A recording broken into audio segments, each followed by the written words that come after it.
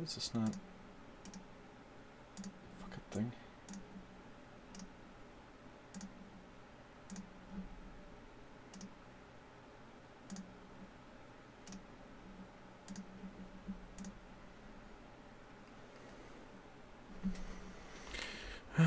Okay.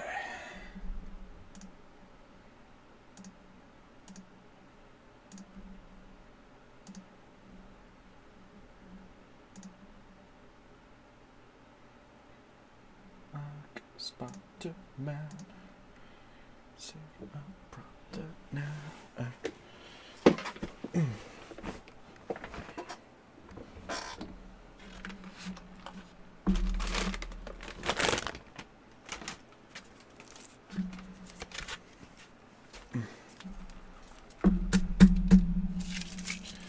So, I got a Big Mac. This shit is gonna be delicious.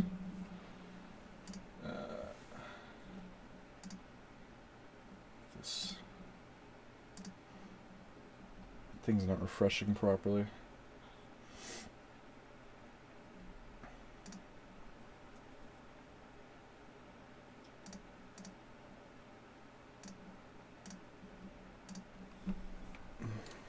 Alright.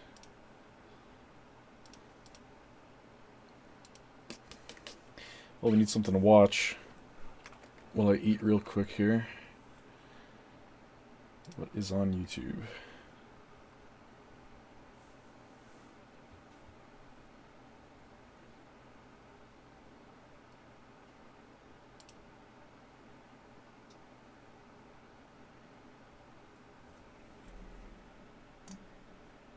Check the brother now.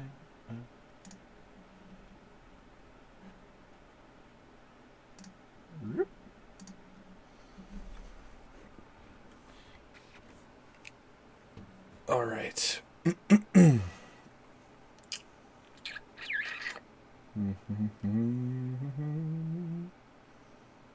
What's up, Ion? What do you feel sick from all that Wendy's?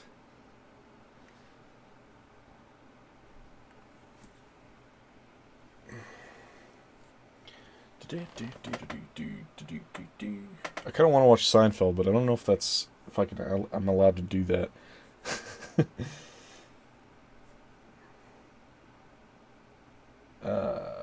Actually, let's see what ACG has been saying.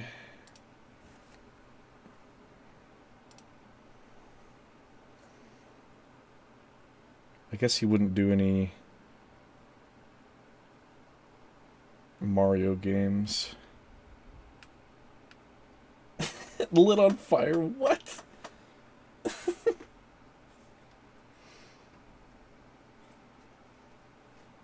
Crazy motherfucker. What paper? What would have caught on fire?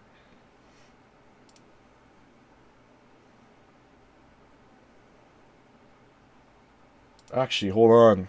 I know what I want to watch. Ah! So loud.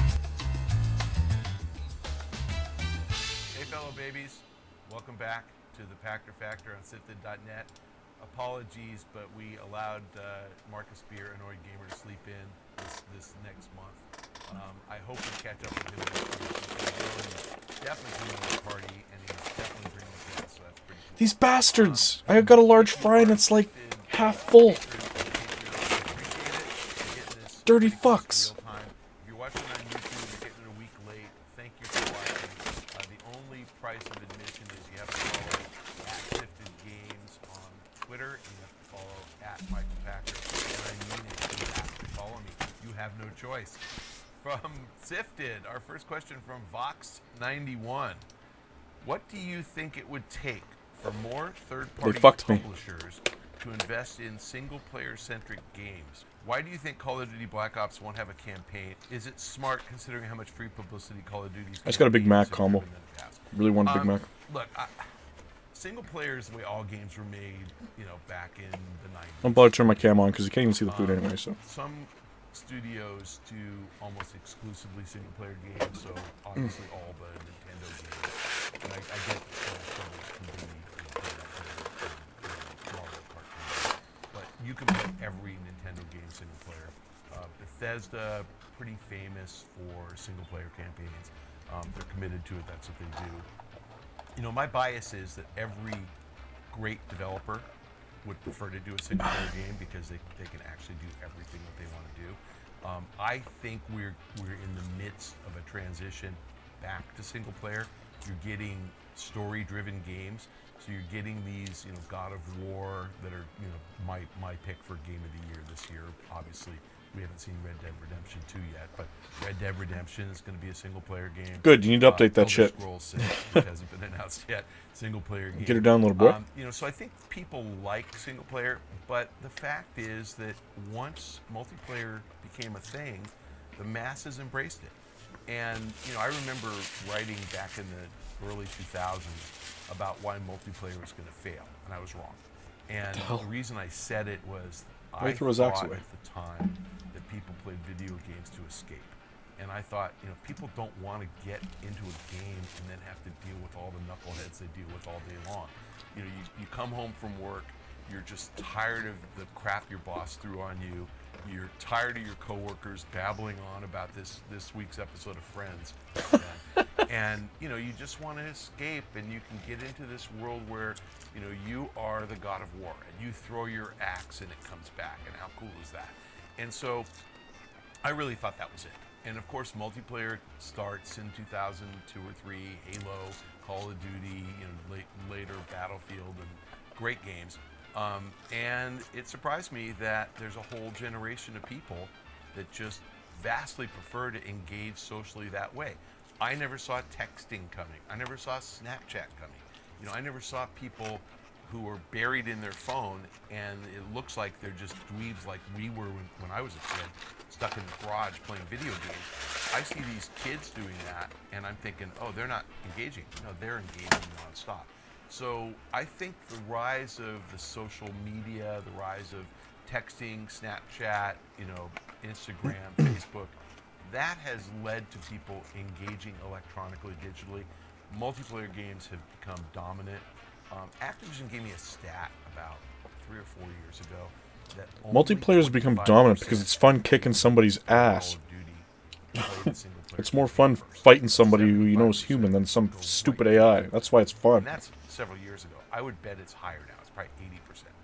And there are guys like me, like I like multiplayer, but I play the single player campaign because I'm trying to figure the game out. You know, and I get Call of Duty. We all line up with that. But, you know, if I pick up a brand new game, if I pick, and Wolfenstein's not multiplayer, but I like to just play Wolfenstein, freaking hard game. Like, I like to figure out what I'm doing. I don't care if I die 100 times in single player because I'm just trying to figure out what weapons are good or how to move or how to reload or how to, you know, be stealthy or whatever you got to do. And I don't want to learn that in a multiplayer setting and get killed every 2 seconds and let everybody down. So I'm the single player first guy. I think publishers know that a healthy 20% of the audience really values the single player experience. If Call of Duty doesn't have a single player campaign, it's because something had to give. So in the calculus of let's build a game, what are we going to do? Somehow the management at Activision, I'm sure, impressed upon the management at Treyarch, we have to deal with this battle royale problem. PUBG and Fortnite are drawing people away. Call of Duty players who love playing co-op, well, multiplayer, and playing against one another, getting on a team, are now migrating over. The guy in a bush. Because last man standing is fun. You know, battle royale is fun, and playing PUBG, and we got to fight back. So let's put a battle royale mode in. Well, if you remember, PUBG came out in March of 17. Fortnite came out in September of 17. They both kind of crescendoed in popularity around Christmas, and obviously Fortnite took off. I think they This kind of game mode actually, I think, is really cool. You need to put battle royale mode in. And the Treyarch guys, Mark Mia said, In hey, for like a battle I got royale. two teams here. I played this Let's build a game. single I don't know player, when I let's played build it. It was a multiplayer. little while back. Can't pull They had multiplayer like guys 20 off v work on 20 v battle 20 v royale. 20 v 20. I And thought it Activision was said, really fine, fun. pull some single player guys off. Now, I don't think that the rumor that we heard from Kotaku, from two extremely reputable guys, I think it was Chris Plant and Jason Schreier, I think they're right. I mean, those guys are connected. I'm sure they heard it from somebody in the company. And they're not irresponsible. I shouldn't use a double negative. They're both responsible journalists, so I think they're probably right. But I don't think that this means single player is dead. I think it means single player got put on hold. The team building it got pushed over to build a Battle Royale mode. And when they're done with Battle Royale, they'll go back to single player. So my expectation is that the announcement, remember this is May 12th, so I haven't heard it yet, is going to be Call of Duty will launch without single player. It will launch with Battle Royale. And there will be a single player campaign offered later, and we're going to give it away for free. It'll be free DLC. If you want it and you own Call of Duty, you get single player campaign. So if you're a purchaser, you don't really care. I mean, I get that you'd rather play single player first, but you know you're going to get it eventually, and you might wait and buy Call of Duty in February when single player arrives, but that's still not letting anybody down. So my bias is, you know, that single player's here to stay. PUBG and Fortnite kind of shifted the whole prioritization within the game development community because everybody wants a Battle Royale mode, and you know that'll be a part of my E3 predictions. But I'm convinced that, you know, that meme that we're seeing floating around the internet, Candy Crush Battle Royale, you know, Super Mario Odyssey Battle Royale, that's not as big a joke as it sounds.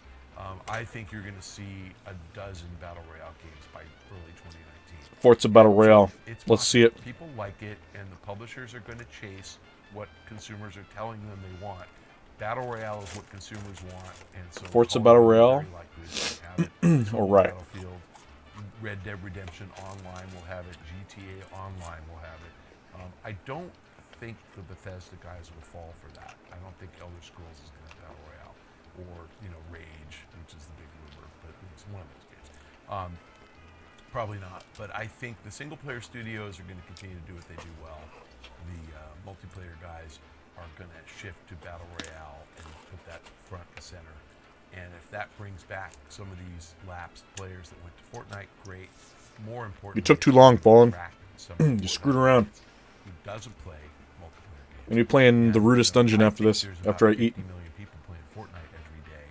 I would bet You should have got on earlier. 10 million of them have consoles. And so the 40 million who don't, let's get those guys. I'm gonna play it again tomorrow, though, so That's the goal. So I think if you want to single player is important. I'll see that car tomorrow for sure. Multiplayer is important for the masses. Battle Royale is the flavor of the month. And so Hey, I've been playing Forza all night. suffers for a bit, comes back. It's fine. Our next question from Patreon from Brandon DeGroot. Dear Pat, in light of the Walmart Canada leak, those bastards in Canada, we need more law. You know, I think we need like less gun control in Canada. We need to kill the people at Walmart who leak E3 stuff. That's just not fair. I am kidding. I'm not advocating violence. It was a joke. But those Canadians, you know, they ruin E3 for us. In light of the Walmart Canada leak of multiple alleged upcoming games, what controls are in place to ensure retailers do not leak information? Boy, that's a great question, too. Do publishers make retailers sign some type of NDA? What are the consequences? You took too long brushing that hair of yours, Fallen. Yes, they do. And unfortunately, the consequences are that the publisher can sanction the retailer by withholding what they call cooperative marketing dollars, and they can obviously sanction the retailer by not providing copies of the games or restricting their supply. But I'm going to give you guys like a little advice for the rest of your life. If you're ever a seller of anything and a retail product, don't fuck with Walmart. So that's the problem. If it was, Joe's Game Store, one game store in Canada, they would say, no way, you're getting nothing. I remember back when the Wii launched, Amazon, day one, was discounting the Wii. I think the Wii These crazy motherfuckers. $249.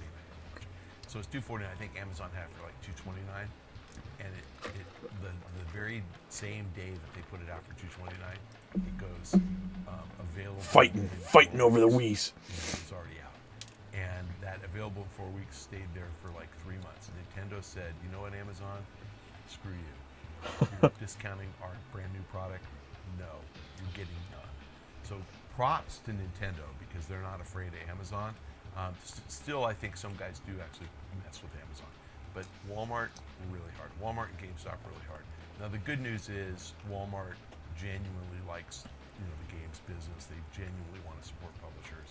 This was some fool at Walmart Canada who was just testing the design of the web page. And if you look at those games, I actually do believe it's real. But if you look at the games that were listed, they were all black face on the game cover with just white normal type print. So I saw one of the games is Rage 2, and the Rage Twitter site posted like all this pink art. Forza Horizons 5? Rage What the is all fuck? caps, you idiot. You know, it's not upper and lower case. It was really funny. So NDAs aside, genuine mistakes get made. Walmart Canada made a genuine mistake. From Patreon, we have a question from Delta Prime. Hey, Pack, if enough countries ban loot crates that the practice becomes untenable, what do you think publishers will do in order to keep their games as profitable as possible? If loot boxes are banned, there's plenty of ways to charge you. So this, like, make all the items in the loot box, you know, available at the store for their value. So let's pretend that EA, I'm just going to make this up. EA's got card packs in FIFA Ultimate Team, and you can get a Messi card. 1 out of every 500 card packs has Messi cards, and that's their goal. So they're going to sell 500 card packs, and again, just making up numbers, at $2.50 a piece. So they're going to collect $1,250, and every $1,250 bucks, there's a Messi card sold. You know what? Charge $1,000 for the Messi card. They aren't going to lose very much. Players will be crazy, but they can do it. And if that's what it takes, that's what's going to happen, and we can argue about whether FIFA's going to be more fun or I hear not. Messi's not what he's all chucked I up get to be. the whole pay-to-win thing, but This whole guess FIFA what? shit. Messi, who is arguably the best player in soccer, Apparently not, Pack. that much better than the next 5 guys, and you can price those guys at 300 and 125, and you can make some really good players 25, and everybody's got them, and you can defeat Messi. So they'll come up with a way to do it. The country's banning loot boxes. The argument that loot boxes are gambling, and obviously every country is entitled to have its own law. I'm sure there is a country out there who will pass a law and it will say, gambling or not, who gives a shit, loot boxes are illegal. They can do that. They can 100% do that. But right now the laws don't say that. Right now the laws say gambling is illegal. And they're using an existing law that says gambling is illegal to apply it to loot boxes. It's the application that's wrong. So again, any country that has the guts to say we don't like loot boxes and our legislature is going to ban them, fine. Then watch what the players do. Players will go apeshit and say, what are you regulating video games for? If you say loot boxes are gambling, then you have to say baseball cards that come with a stick of gum are gambling. You have to say that I forgot the name, but LOL something dolls that $69. I tweeted about this last week, where the box has a big question mark on it, and inside you don't know what dolls you're getting. That's gambling. Nice name. And Bulletproof the argument- testicles. And that, How's it none going? of them are, just so you know. The argument that these are gambling is saying that you're getting something, you're spending money for a chance to win something of tangible value. And the question is, what's the tangible value of a digital character in FIFA Ultimate Team? Answer, 0, unless you can sell that guy for money. And I get in Ultimate Team you can exchange players for in-game currency, but you can win in-game currency lots of other ways too. You're not required to buy in-game currency. So the in-game currency has value only because it buys other digital characters. You can't sell them under the terms of the game for real currency. Yes, I know Counter-Strike Go has a store and you can. Counter-Strike Go's got a problem. So the way to get around the gambling regulations is kill the Counter-Strike Go store. Kill any store where you can sell something outside the game. Ban players who do it. Obviously, there's ways to do it, like, hey, on eBay or Craigslist or whatever, I've got this, level 50 character or level 120 character in World of Warcraft, and if you pay me $1,000, I'll drop my character and I'll give you my password and you can be my character. You just ban those guys. So when you see that character is now banned from World of Warcraft. There's ways to do it, and I actually think it will take a legislature with guts to pass a law that says loot boxes are gambling. And I frankly think even if they do that, if they say loot boxes, These guys just remind me of, like, Siege. If they say loot boxes are banned because we don't like them, which you're allowed to do, right? You can ban cigarette smoking inside public buildings because you don't like cigarette smoke. There's no law that says that you have to prove why. You just say you can't do it, period. So the robot cash plan where you can trade in your digital game copies and publishers participate and everybody gets a cut. Yes, that means your digital collection has value, obviously. And that's going to have to be addressed. I personally think loot boxes are just a stupid idea. They were a bad idea when they started. I'm fine with them if everything in them is cosmetic. Then for sure we don't care. So let's be real. Like the packs you buy, and let's use Game Pass in Fortnite. Game Pass is like a 10-week pass. You earn currency in the game, for accomplishing objectives. What the fuck? You unlock skins. I don't think at the beginning you know what the skins are going to be. So arguably for $10, you have a 10-week experience. You're going to get 3 skins, 3 jetpacks, 3 backpacks, 3 axes, 3 of they give you a ton of stuff, but you don't know when you start what you're going to get. What you know is if you do everything, you earn $10 of currency and you can buy the next Game Pass. I think that's really smart, but it's cosmetic. I mean, your axe having carrots on the end because it's Easter doesn't make it kill any better, and your bunny suit that you win doesn't make you a better player. So that kind of stuff, I just cannot in a million years see anybody outlawing that, because you're getting something that has for sure no value. It's what's, there's something called intrinsic value where it's clear it's worth something. Then there's the collectible value that it's hard to get, so you want it. So Messi has value because he's a better player than some of the other players, but the bunny suit doesn't. And you might say, well, but only 1 out of 1,000 people has a bunny suit. That's just because you're a nerd. It doesn't have intrinsic value. So I think you can absolutely defeat the gambling rules. And one last lecture on gambling. All right, I gotta wash my hands. The Just gonna leave common this law on. definition of gambling is you wager money in exchange for a chance. So chance meaning you don't know the outcome, to win something of monetary value. Period. So you buy a lottery ticket and you might win the lottery. You might win millions of dollars. That's gambling. And lotteries are exempted by state, but the states have to say this is legal gambling. Remember I said chance. So a game that's not chance, like skill-based games, not gambling. So there's a company called Skills, skillz.com. Check it out on your phone. You can wager against another player, and you can say, I'm better at bowling than you are on the phone. And if you beat them at the bowling game, you each wager $1. You get $1.60 or $1.80, and Skills takes a cut for a wagering. That's not gambling. Our last question this week from Patreon, from Carl Kuras. Given EA's somewhat questionable success using the Star Wars license and lack of big AAA Marvel or Disney games on the market right now, how likely is it Disney may try to restart its internal game development arm again? And if not, do you think a blanket license for all its IP makes sense? Yeah, that's these good questions this week. Yeah, great question. Disney sucks at video games. And when I say that, I'm saying that advisedly, because Disney has had pockets of brilliance in their game development. They had Warren Spector working for them on Epic Mickey. Please go find that game and buy it and play it. It is so fun. It's a Wii game, so you've got to find a Wii if you don't have one anymore. The second one was released for everything. Yeah, the first one was amazing. I didn't play the second, but I'm sure it was great too. The first one was amazing. Warren is an amazing game maker. Then their next giant success was Disney Infinity. I have to say, I don't know what you think of Toys to Life and Skylanders stuff. Disney Infinity is special.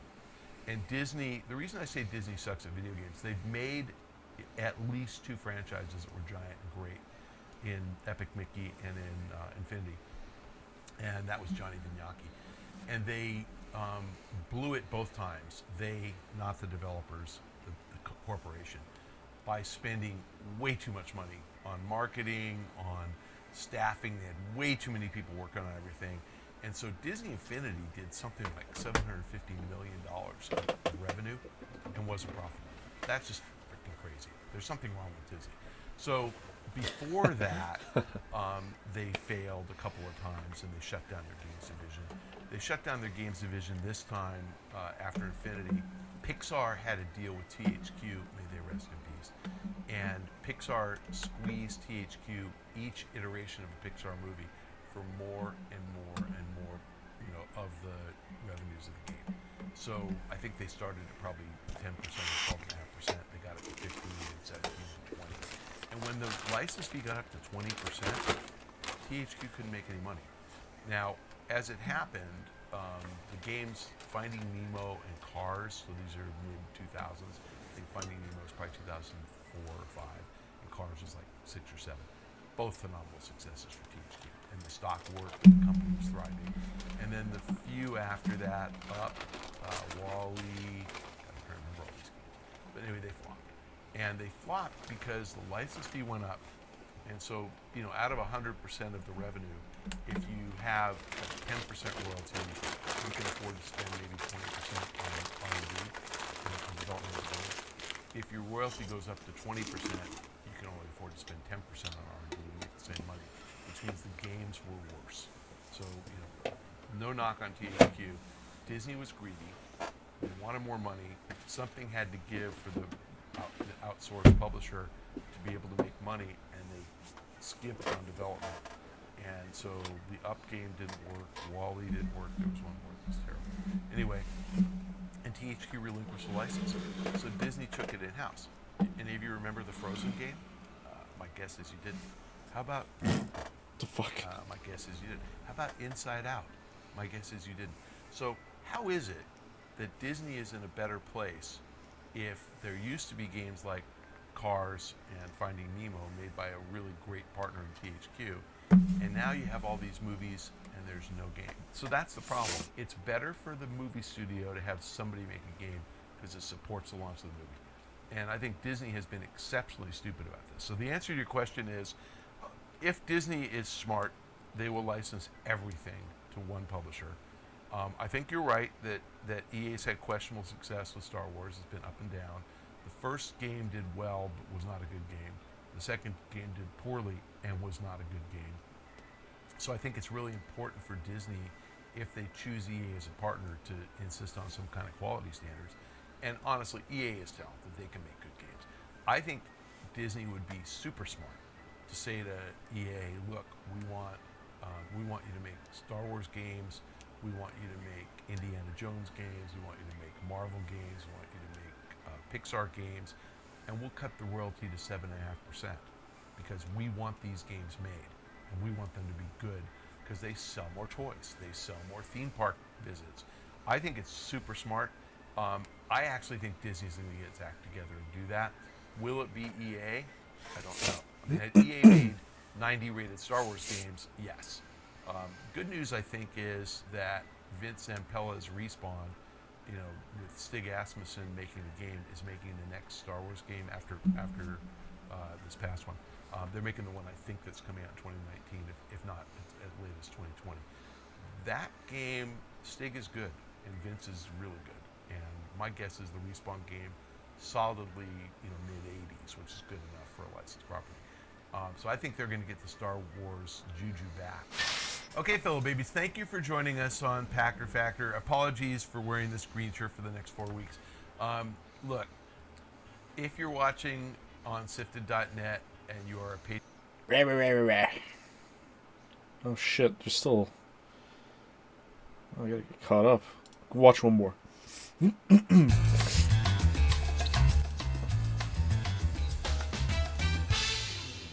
Hey, fellow babies, welcome back to this week's Packer Factor on sifted.net. We appreciate your patronage on Patreon if you're watching it real time. If you're watching a week later on YouTube, thank you very much for being interested. The only price of admission is a follow for @SiftedGames on Twitter and a follow for @MichaelPachter. Our first question this week comes from YouTube from from JC Chacon Jr. 6. Wow. So wait, there's 6 different people with JC Chacon Jr.? That can't be. That's not possible. That isn't possible. I could see 2 of you guys, but not 6 of you guys. Wow. Unless you're like George Foreman and you got like 5 kids all named George Jr. With the encouraging statistics that Microsoft recently shared about backwards compatibility usage by its users, do you think it will make Sony reevaluate its strategy? Well, good question. No. I think Sony is doing a lot right, and I think that the numbers for PlayStation kind of prove that. And I think Sony is very comfortable with the strategy. So, I think the answer is just because Microsoft does something doesn't mean that Sony will. Microsoft's doing something different, and I think, Microsoft has this Game Pass program, and I think that Game Pass is less about subscription revenue than it is about helping publishers to maximize revenue. I think what Microsoft's trying to do is get you to play an old game and then spend money in the game. So the publisher gets a royalty on that $10 Game Pass, and then they also get the money you spend on DLC or microtransactions. And I think backward compatibility is a lot like that. I think if you play Red Dead 1, which is available on Xbox One right now, it's a 2010 game that came out on Xbox 360 and PS3. If you play Red Dead 1, how likely are you to buy Red Dead 2? Pretty likely. Gears So 3. I think it's good for That was a them good game. and good for the publisher to get people interested in older games, which could be any version of Call of Duty, any version of Fallout, any version of Battlefield, if that gets you to buy the next one. And so, that's just a strategy. Sony could do the same thing, and so the answer is, sure, they might reevaluate their strategy. I think Sony is a very competent business company.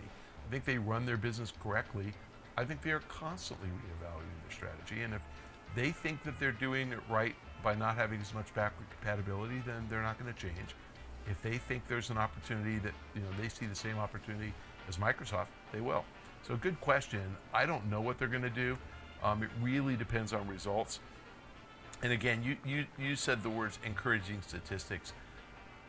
I don't know how those statistics translate into profit for anybody. I guess if you buy Red Dead, Take-Two's happy they made more money. But the stat that really matters is engagement with the franchise that makes you likely to become a fan of that franchise and play it in the future. And that's what third parties care about. The first party only cares about selling consoles and selling lots and lots of software. If Sony thinks that they're winning, doing what they're doing, they're unlikely to change. We'll see. Next question this week from Sifted, from the Stand user. Since Sega sent out review codes early, most reviews and podcast discussions for Yakuza 6 were published a month before its release. By the way, that was true of God of War as well. I actually remember reading reviews on God of War and wondering, God, did I miss the game release? Yeah, but that was crazy. That was like I was looking to see if I'd missed the game, and it was like, it's not coming out yet. By the time the game got in consumers' hands, the zeitgeist, great word, had already died down. Does sending review copies out to the press so early hurt sales?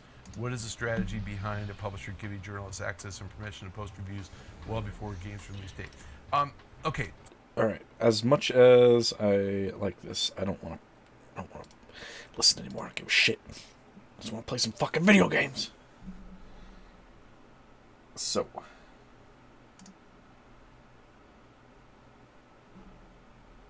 let me just update the thingy here. Was it day 4, I think?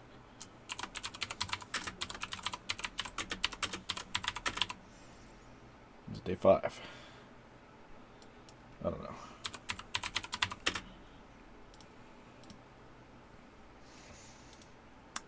Okay.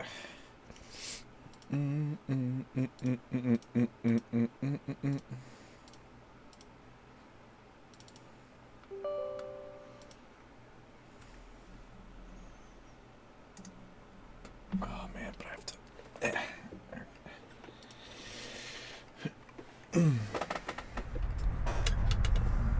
Spooky.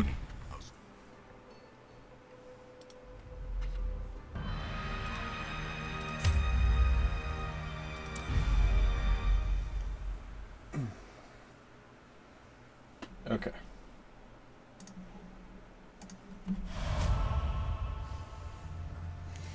Oh shit.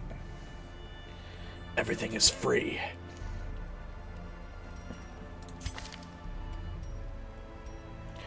Alright, so I'm just going to go ahead and get it out of the way. I have modified this game very slightly since the last time that I played it. And reason being is because these fucking, whatever you want to call them, can't think of what these things are called. These things. They always have stupid negative quirks on them, and they're always like just ridiculous. They're always so stupid. So I patched one of the documents, and now it gets rid of the negatives, so they just keep the positive shit. So they're actually viable to use. Because that shit was so stupid. I didn't like that part. I didn't like how they did that in this game, so guess what? Technically I am now cheating a little bit, but I don't even care. So, let's get that out of the way. And I can send level 6 guys wherever the hell I want. That's the other thing I have to mention as well. But, alright.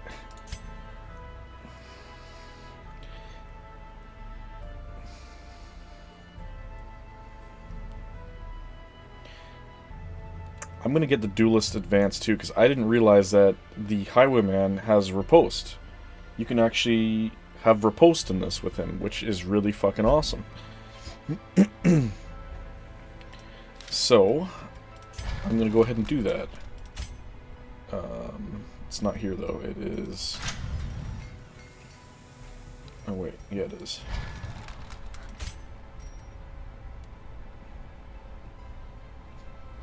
That actually wouldn't be bad either with him. From my understanding, the Highwayman can have two roles. He can be the guy who stays at the front and likes to melee people, or he can be a ranged guy. But I really like his pistol. So I'm gonna have him kind of in between, I think.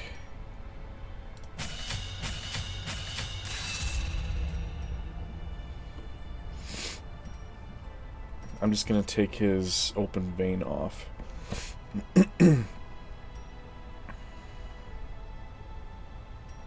Because I never even use it anyway. I barely ever use this. I usually just use his regular slice, so it actually works out okay.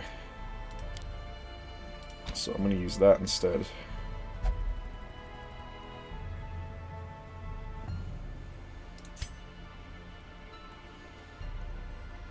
Said the treatment facility was free.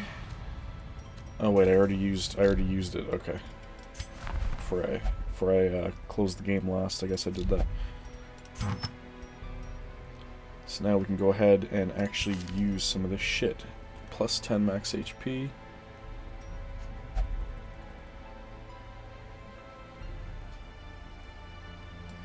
That's not bad, but this guy's Crusader.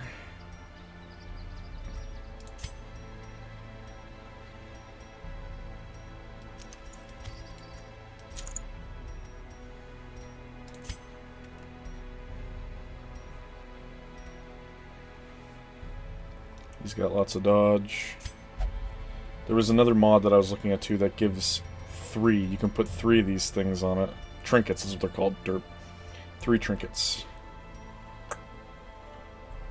Which would be cool, but I think that's getting a little ridiculous, so let's not do that.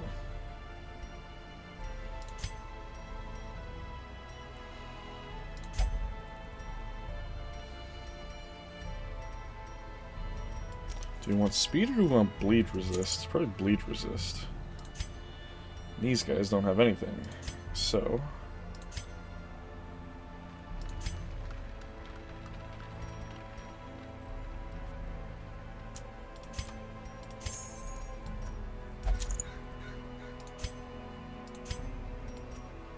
can actually start keeping these now.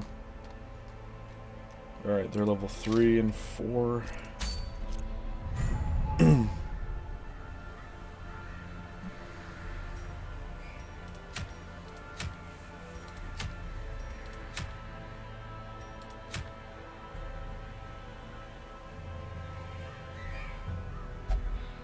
3 corrupted altars.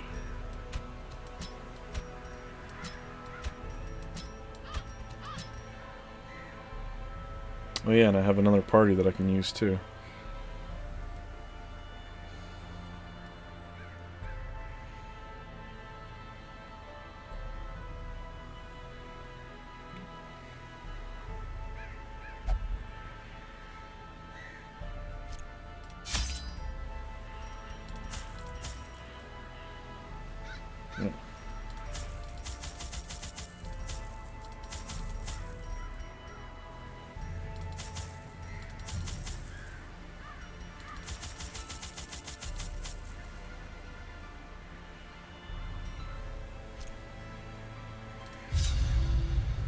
Oh, goodness me. If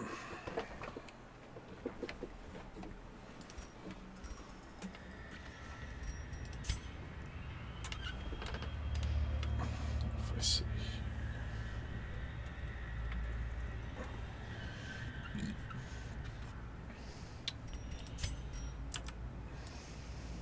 Well, a little backtracking on this one, it looks like.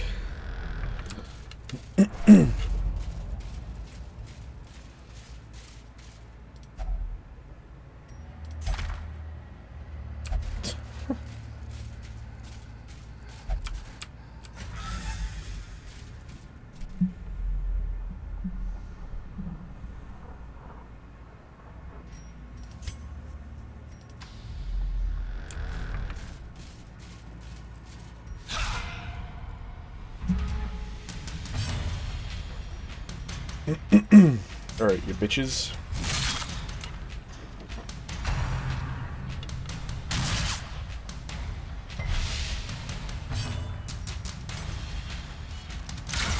Oh, ouch.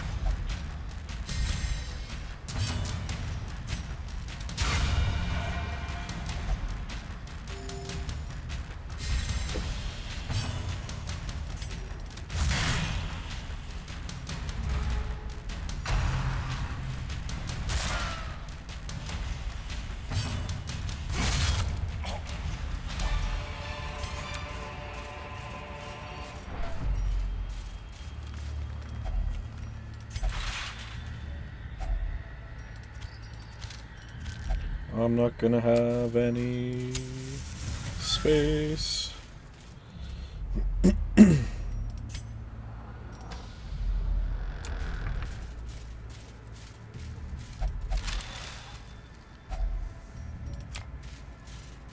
Shit, I should have checked what I needed. I think I need deeds and crests. What's this?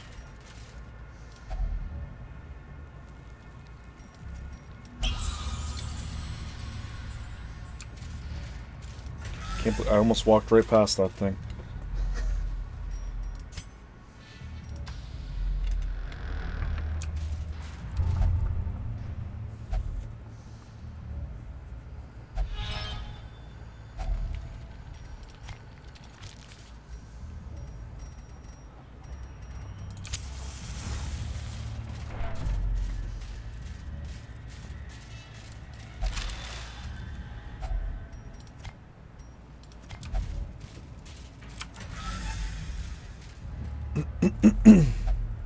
Look at that.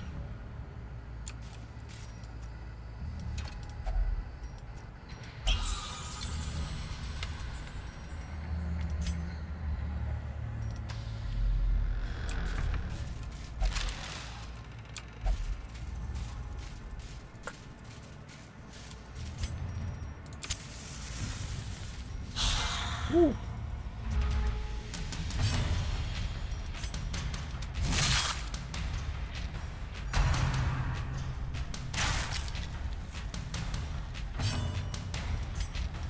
Oops.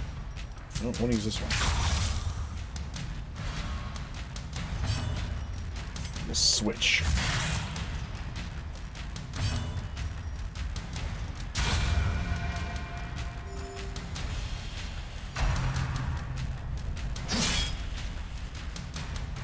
Clumsy axe blade. It wasn't so clumsy, you hit me.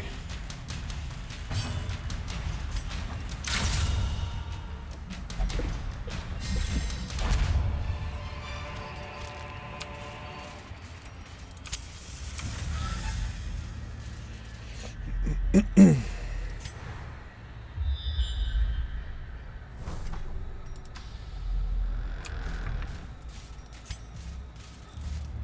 hoping this is the right way to go.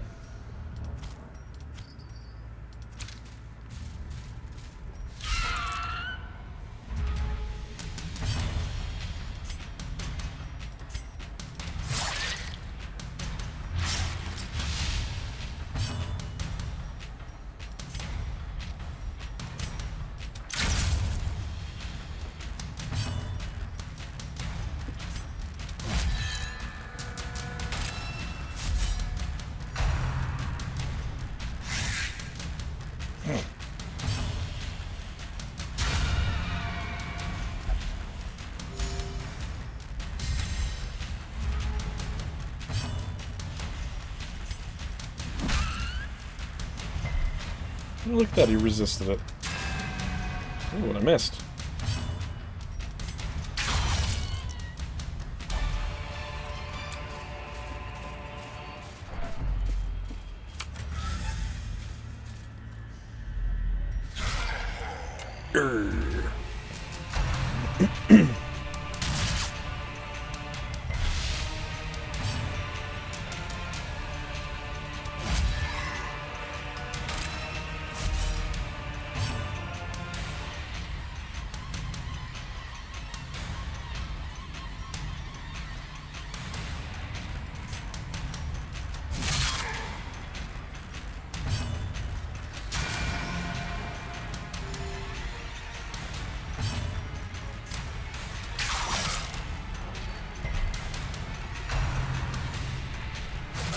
So close to going down too. Oh, look at that, nice.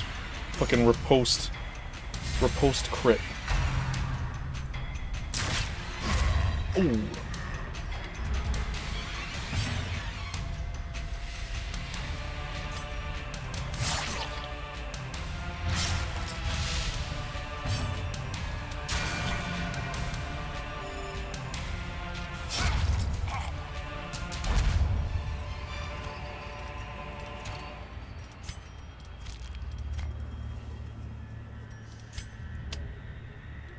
We are out of space already.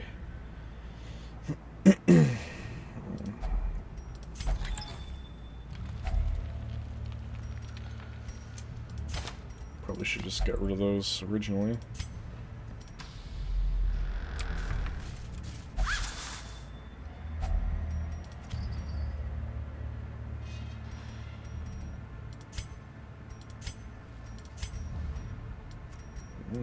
Just stick that there.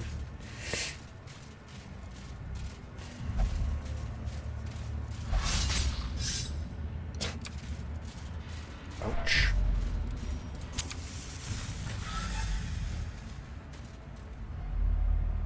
Oh, there it is.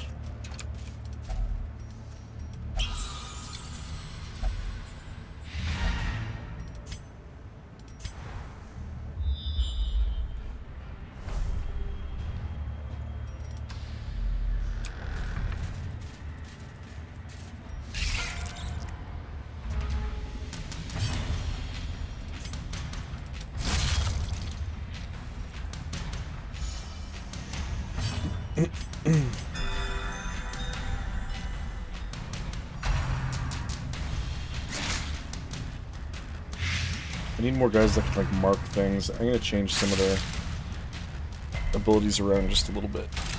Just for when it's actually gets... it's a little more difficult than this.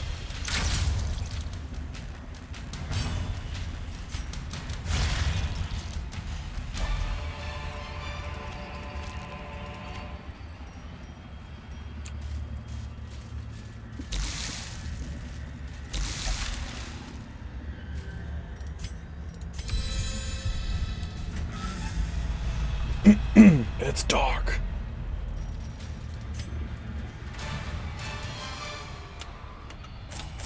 It's pitch black.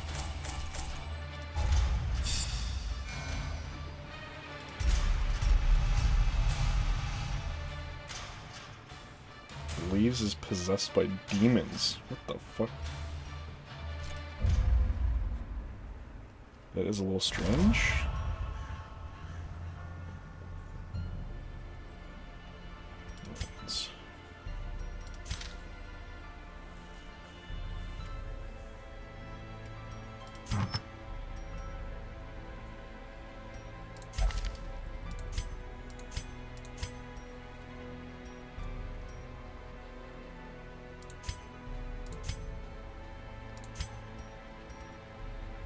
know, with the style.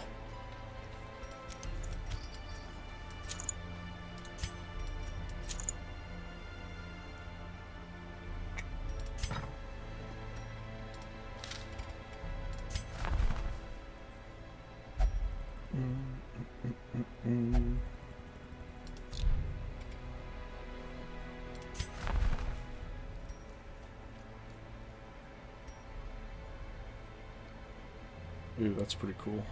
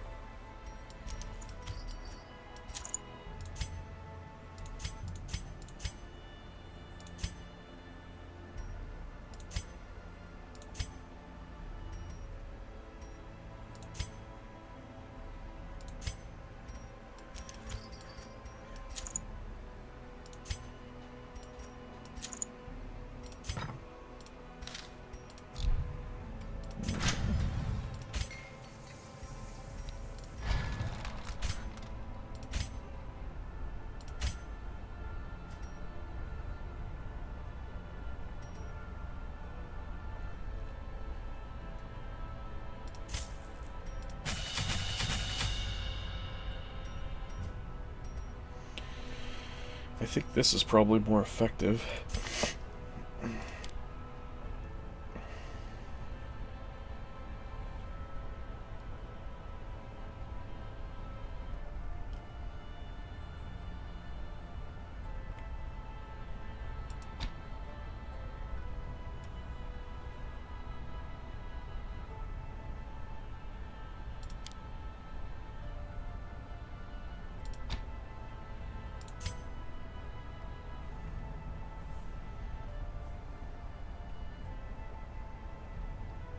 So he can knock the guy back.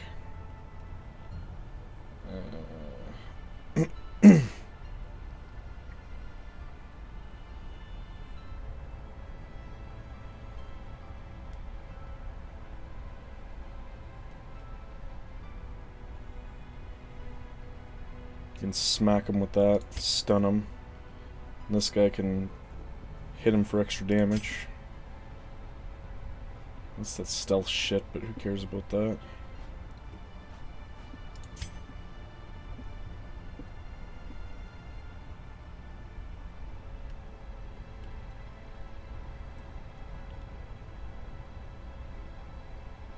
Can debuff.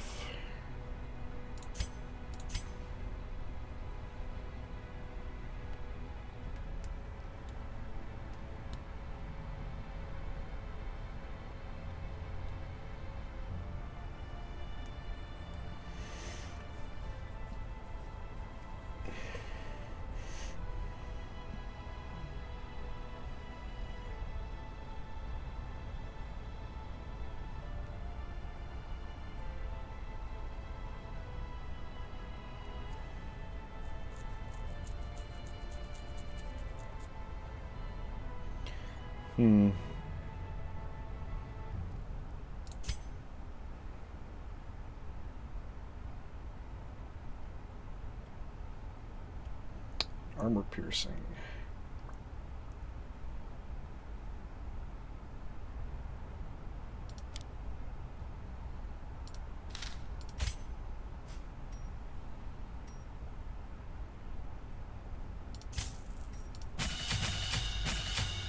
I'm gonna use that instead of the thrown dagger, because I can already use this to hit whoever.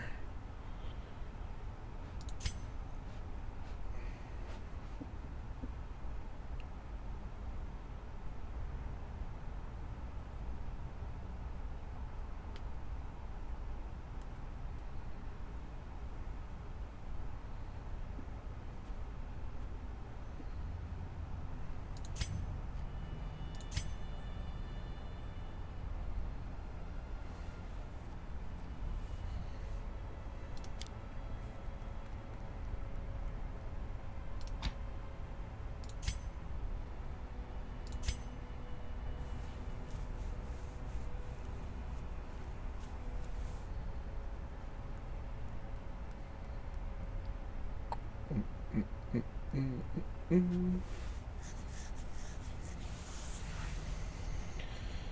he can mark himself, and I don't know, I guess they're okay for what they are.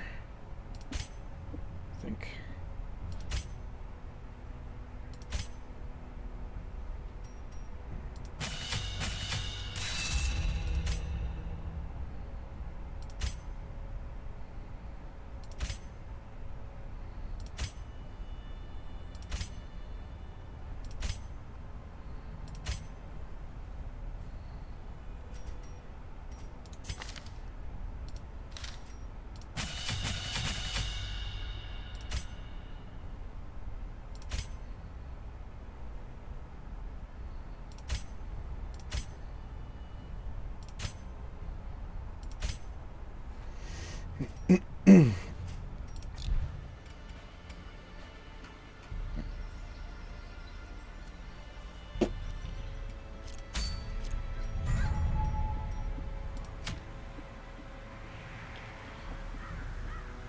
Alright, why don't we do a hard one then? I'll put these guys.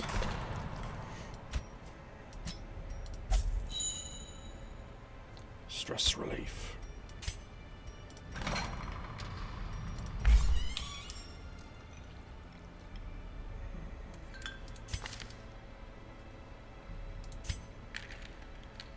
How does she have... She's got no bad quirks, wow.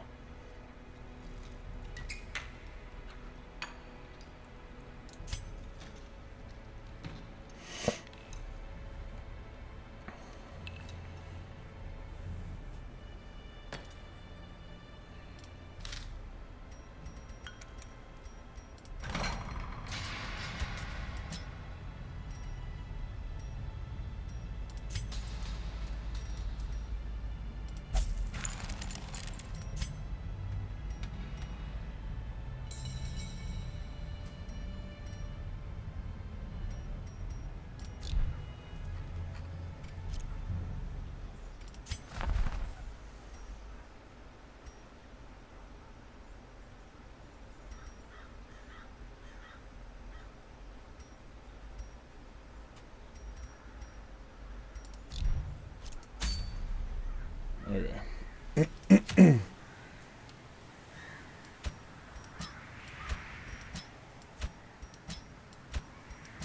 This should be interesting. I don't think I've done one of these yet. So this isn't going to be a cakewalk like it's been.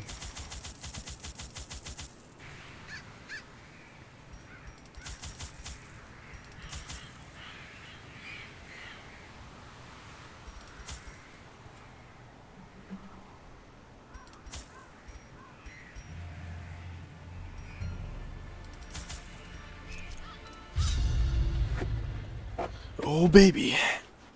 We've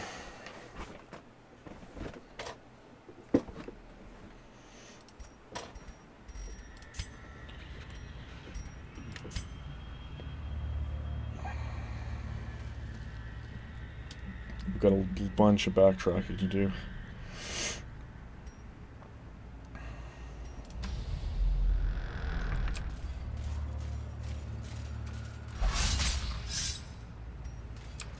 Jeez.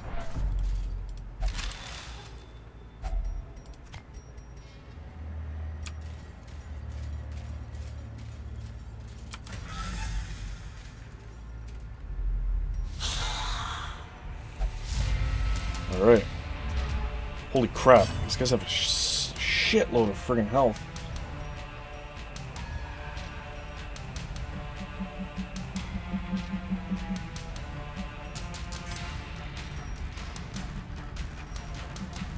What's this guy even do? Doesn't do anything, it looks like.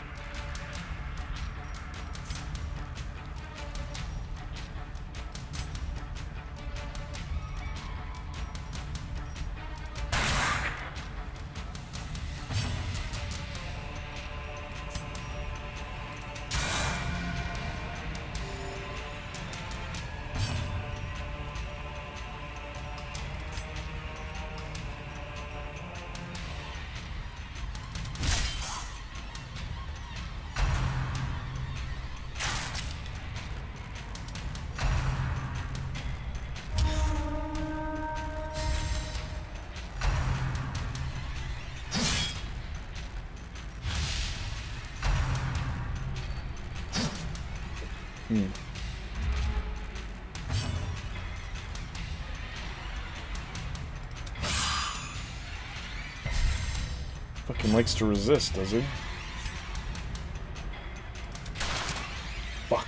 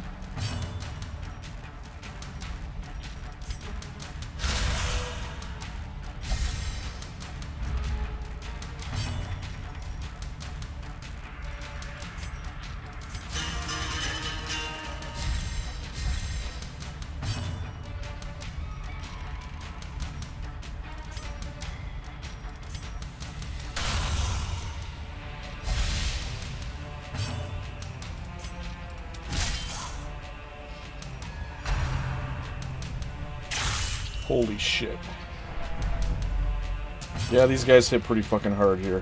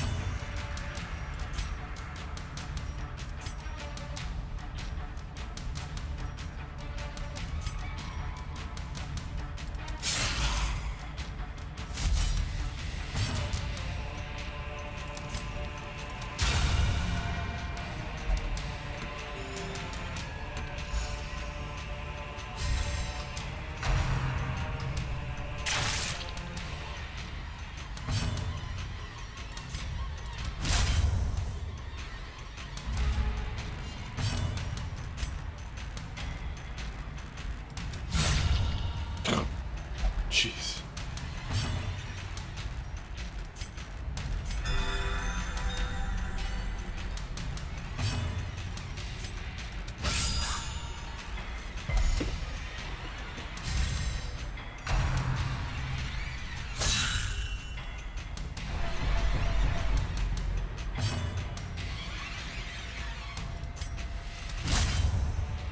Dirty bitch.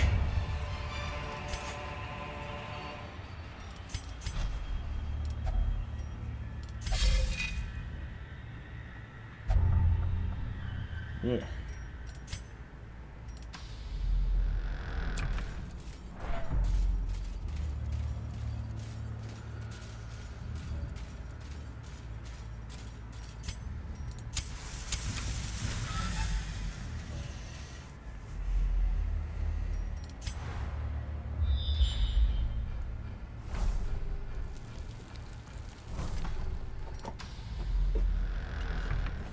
What are you doing? Goofy dog.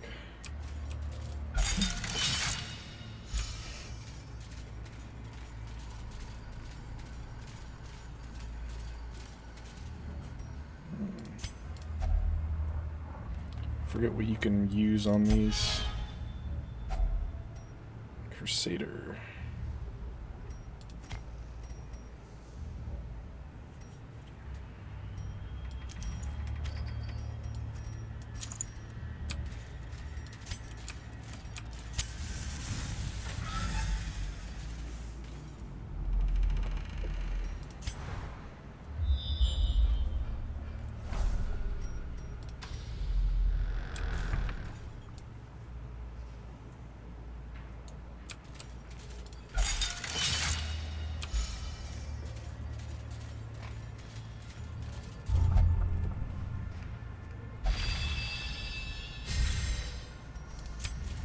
Also put, I could have put something on that.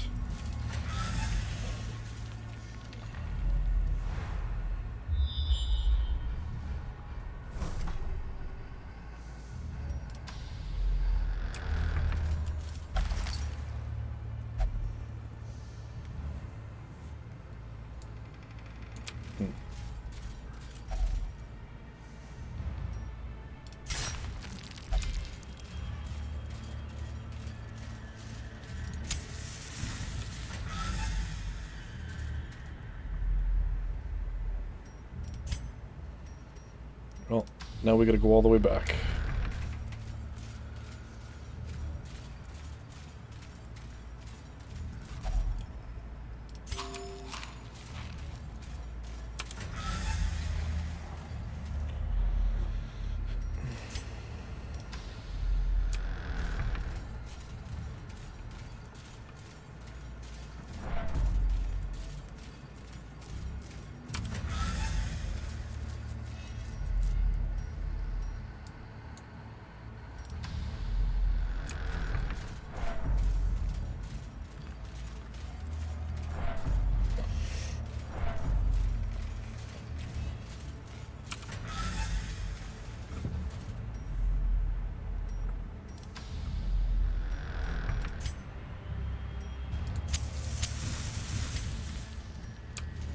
Whoa!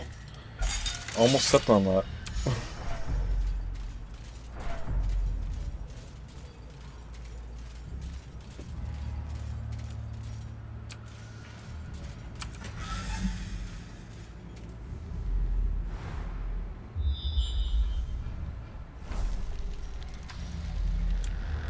I've got to fight.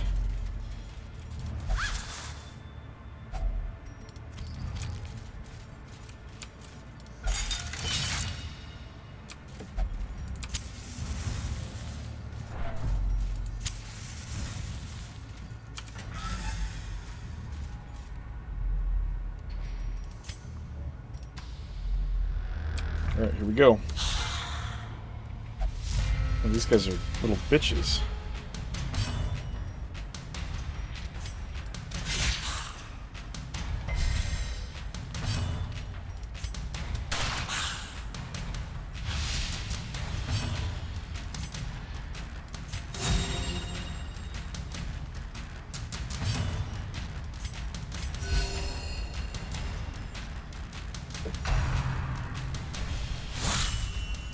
Son of a bitch.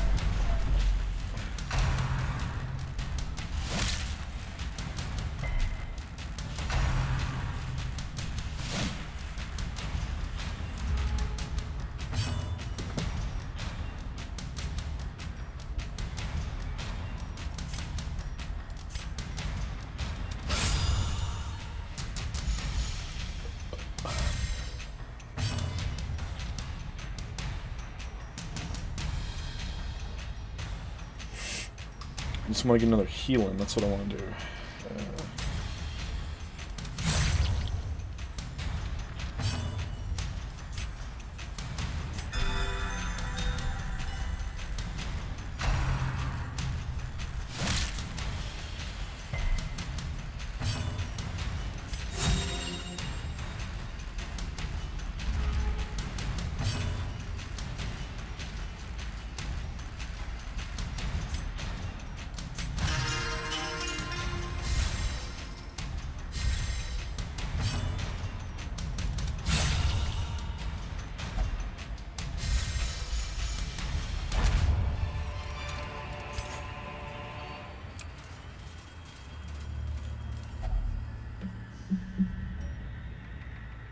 I don't know if this is going to do anything. Probably not.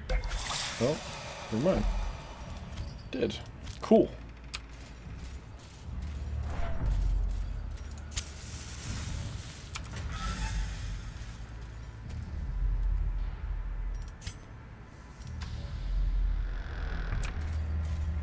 Let's not go near that thing.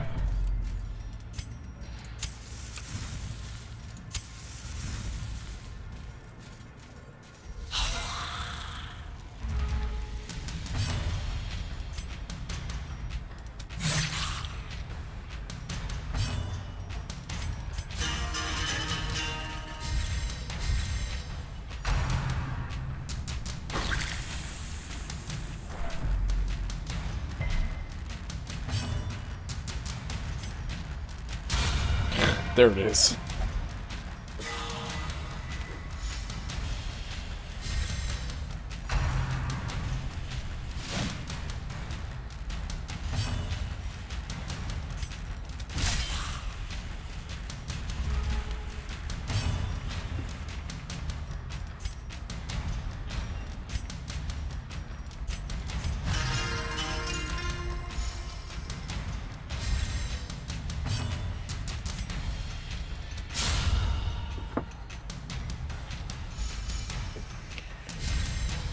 Riposte.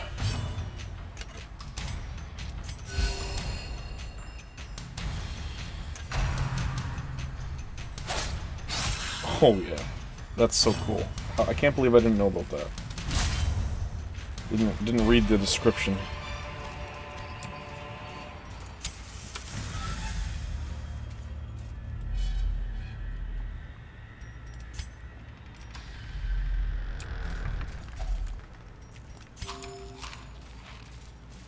Guess we should have made camp.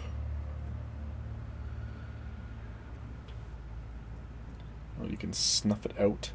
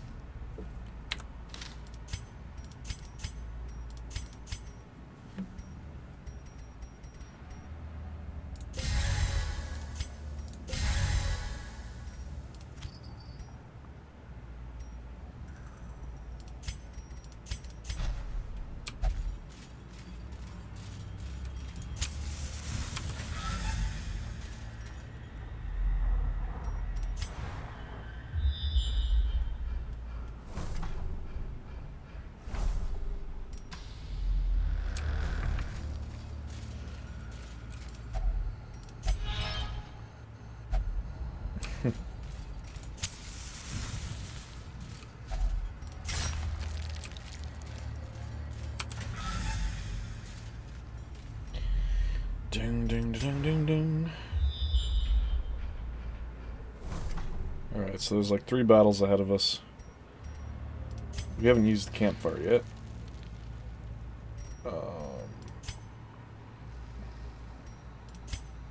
Yeah, why not?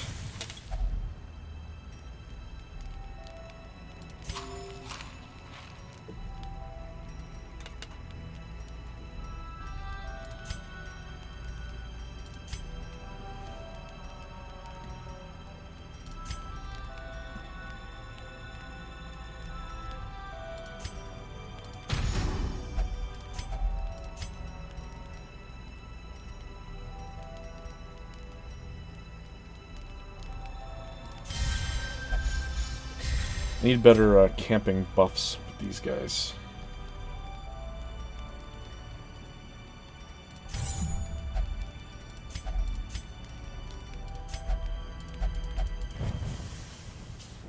I mean, getting rid of stress isn't bad, but there's no like attack buffs.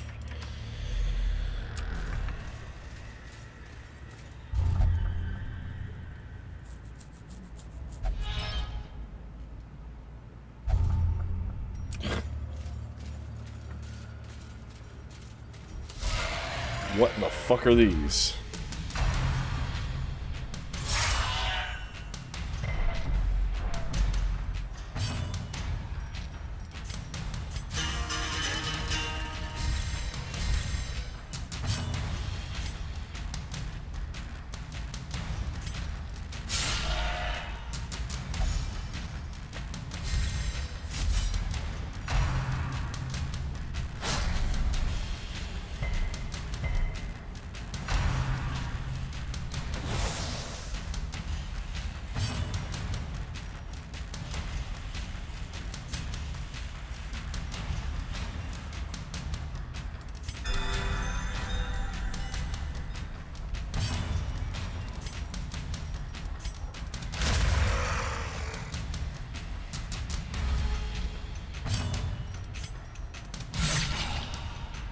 Man, Highwayman kicks ass.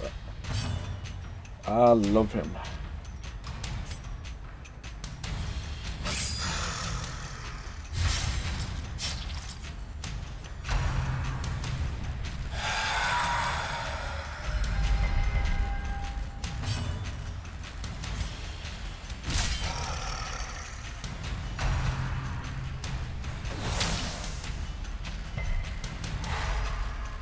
Fuck.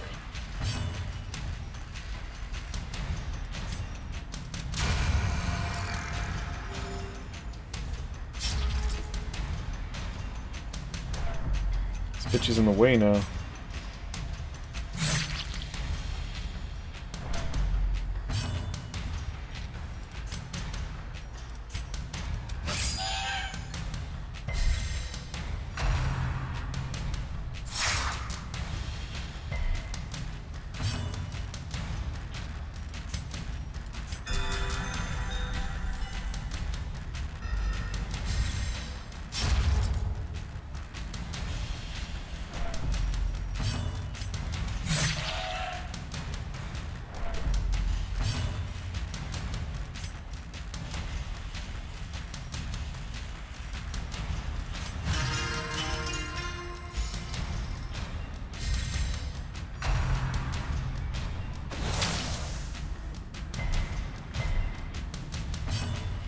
You just want to keep stunning me, eh? Fuck you.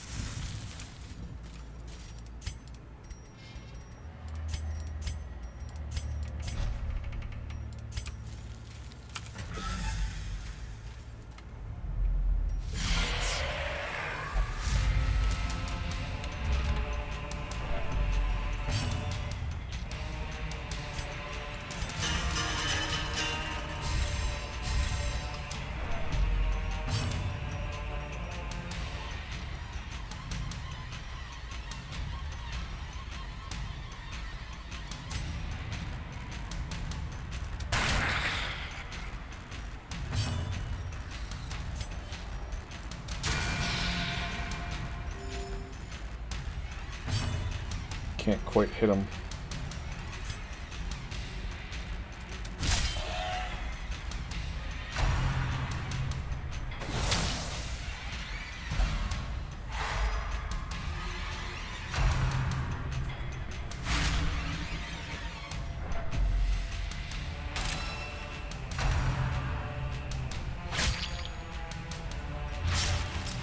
Shit.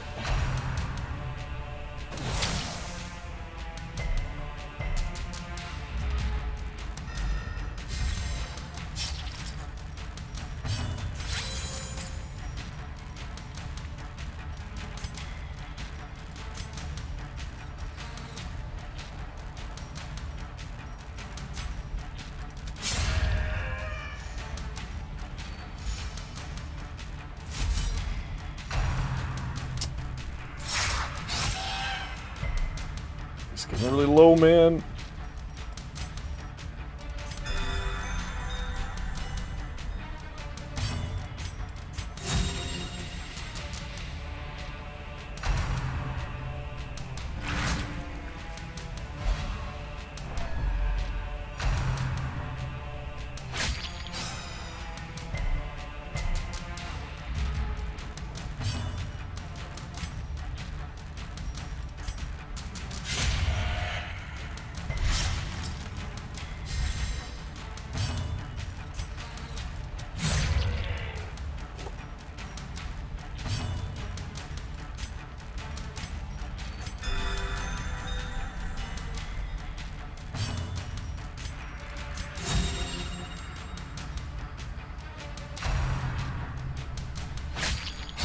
Oh, crit for 24.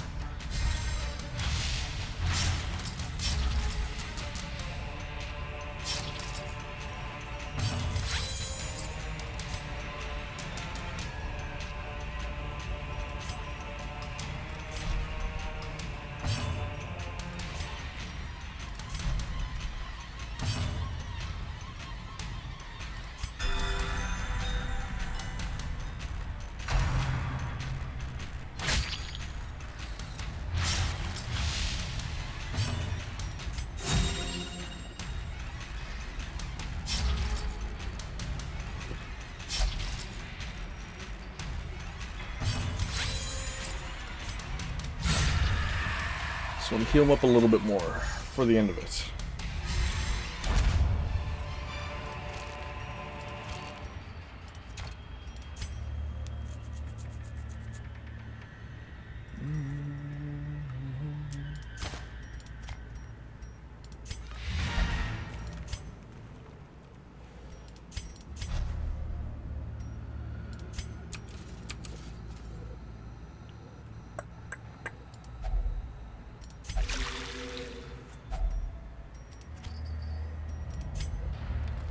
There was one more fight.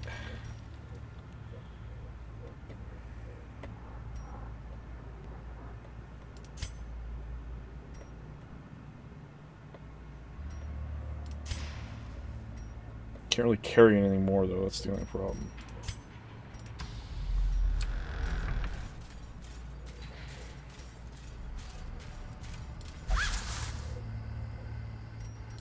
Alright, fuck it. Got enough stuff.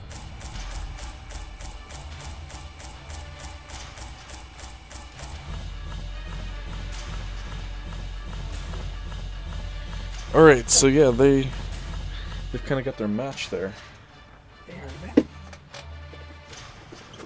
They've got their match, level 5.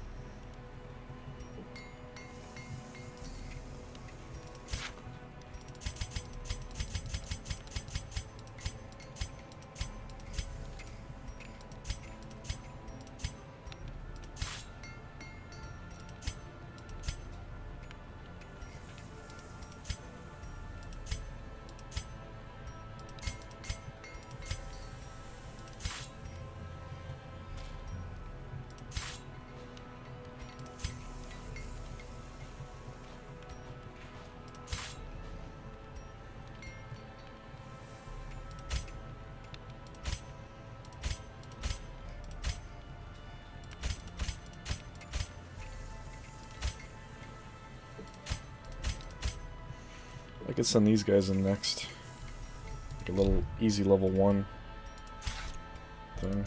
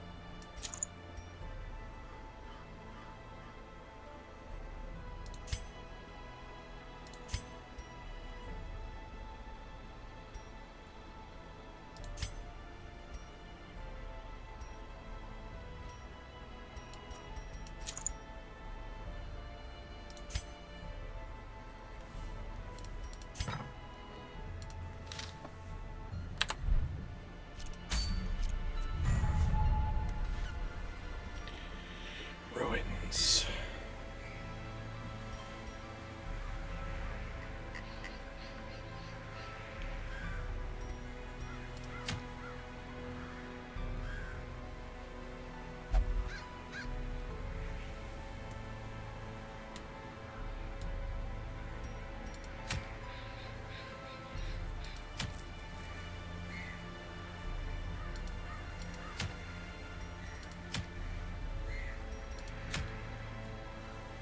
Fulminating Prophet.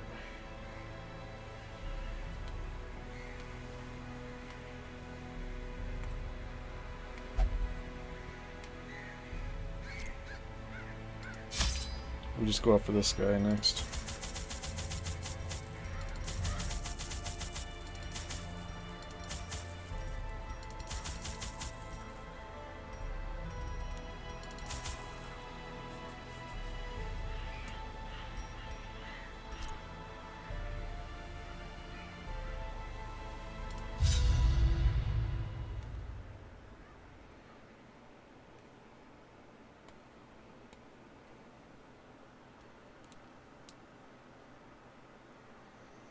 Oh, it's this weirdo. I've already fought him before.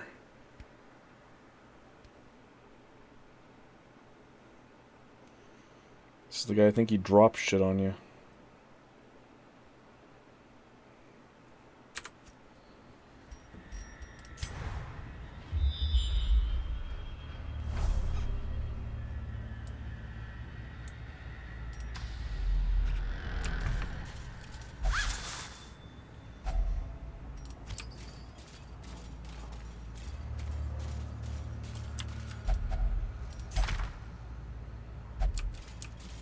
Curses. Nothing happened.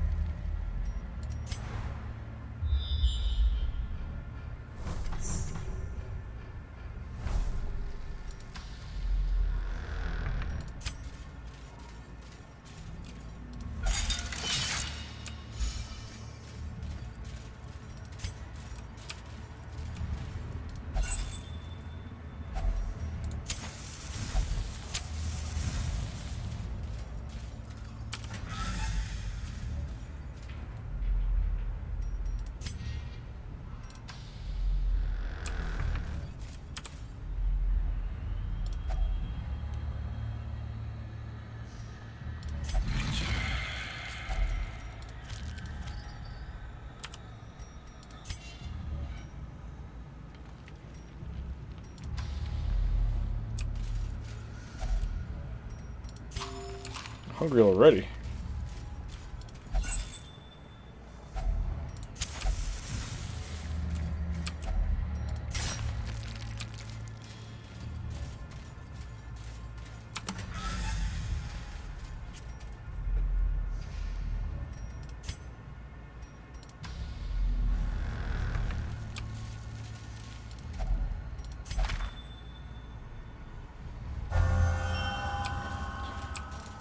Unholy hater.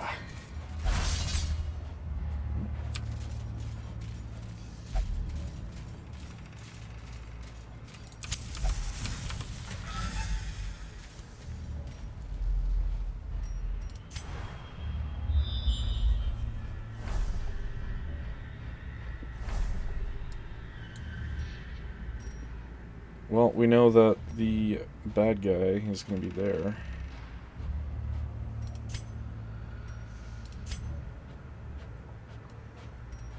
We could still do these, though, I guess.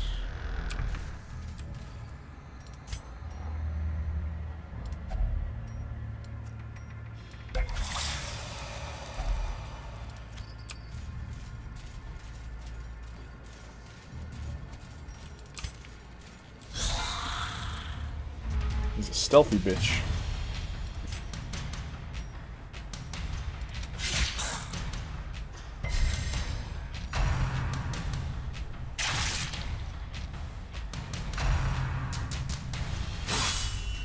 Wow.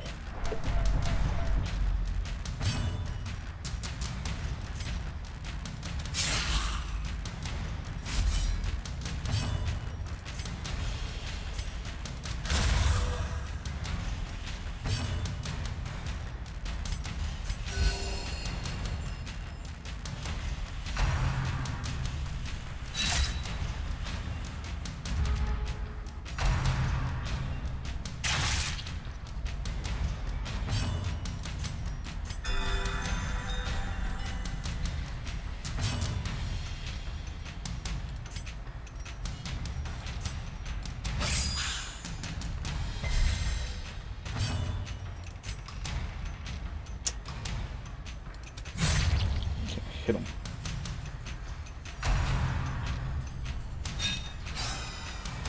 Damn.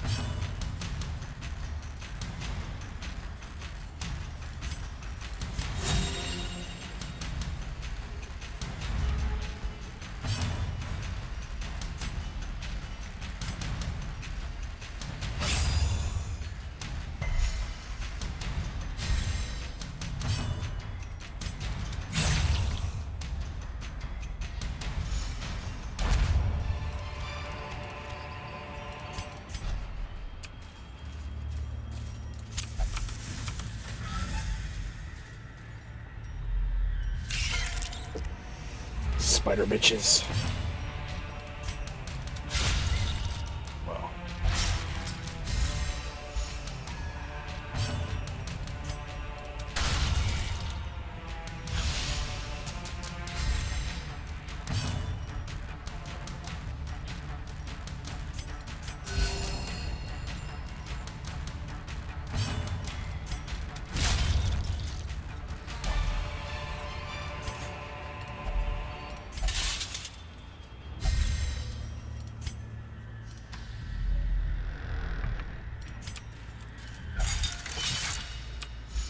Put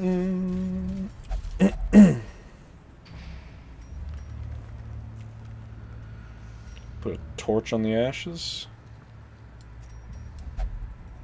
Oh, alright. Oh, I thought maybe something will happen.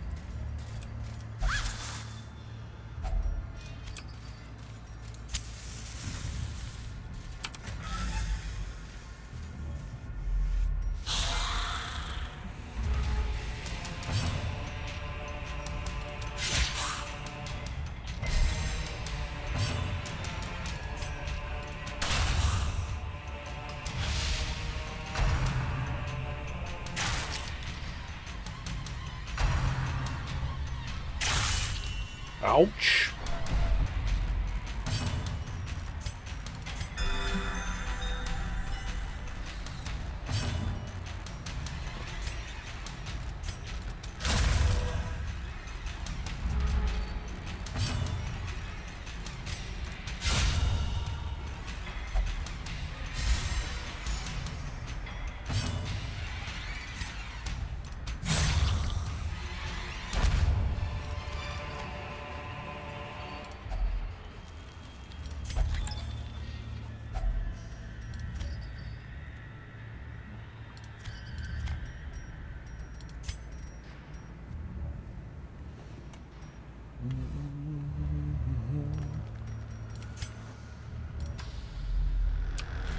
Alright, now we're gonna let the torches kind of burn out, I think.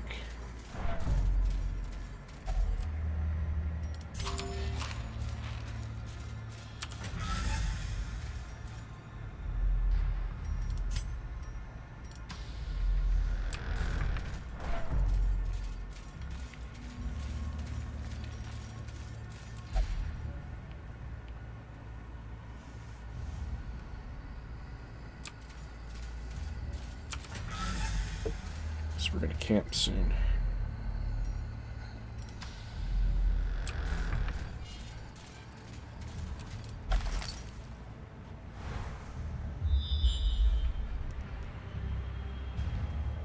That's it.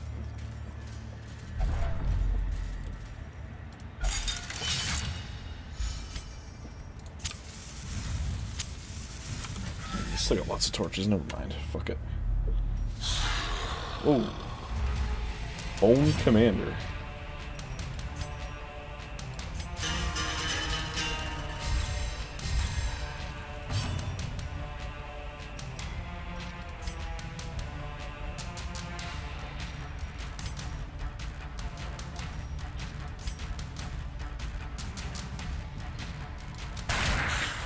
Get rid of him first, if I can.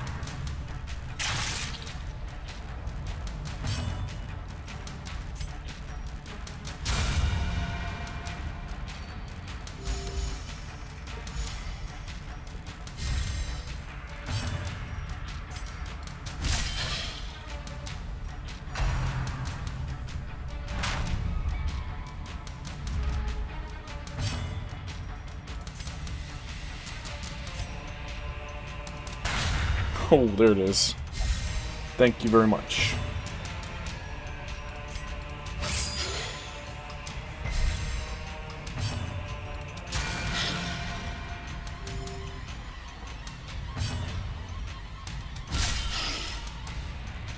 Still fucking alive.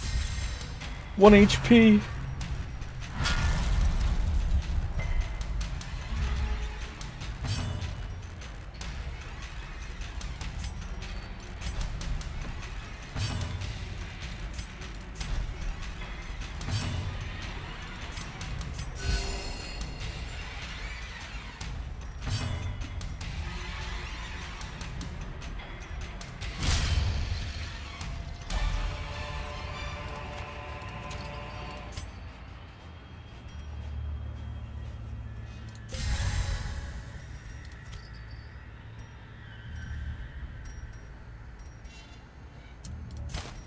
Hopefully I find more of those. And shit, I could have used on this altar.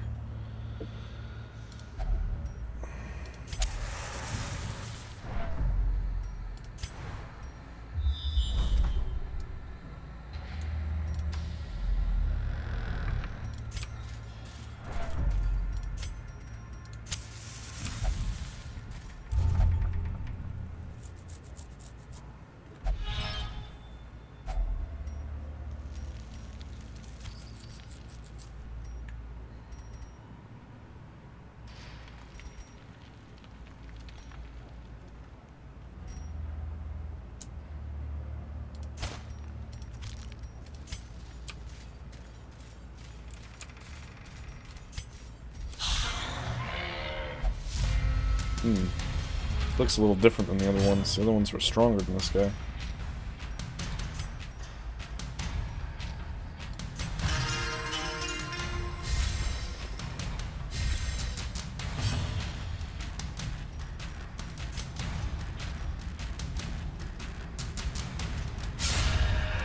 Nice.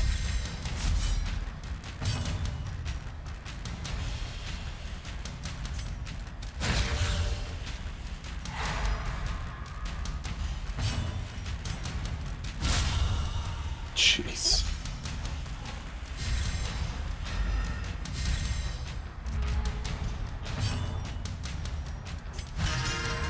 Crap.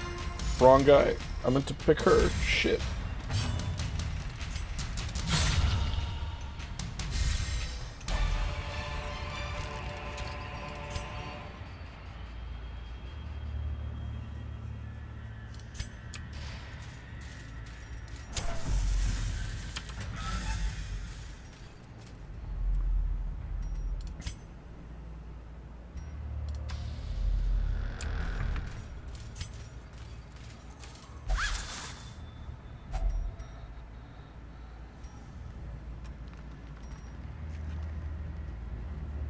There's 1,000 there. I can technically. I might need this.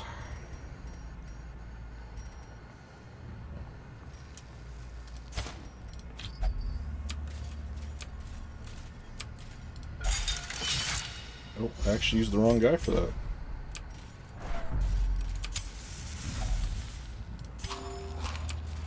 And I guess we're not camping.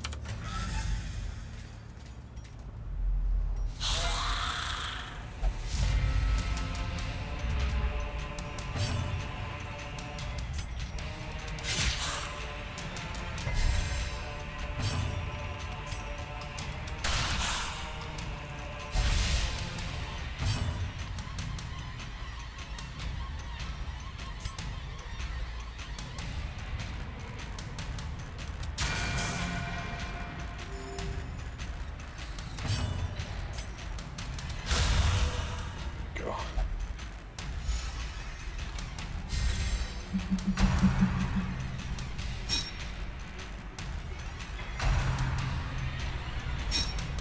Huh.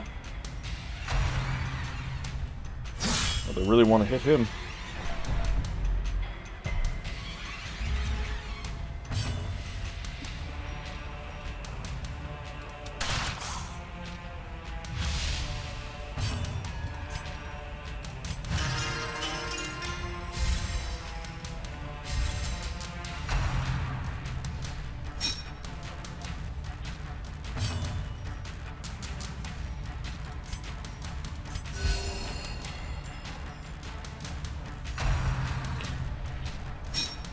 Oh, he just cannot hit this guy.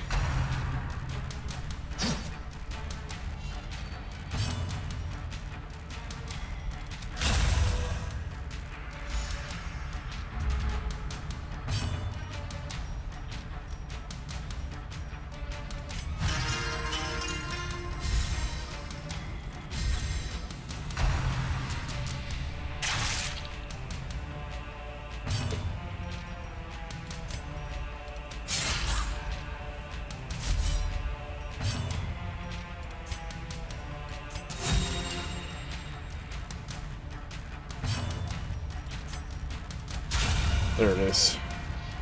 Everyone's fully healed.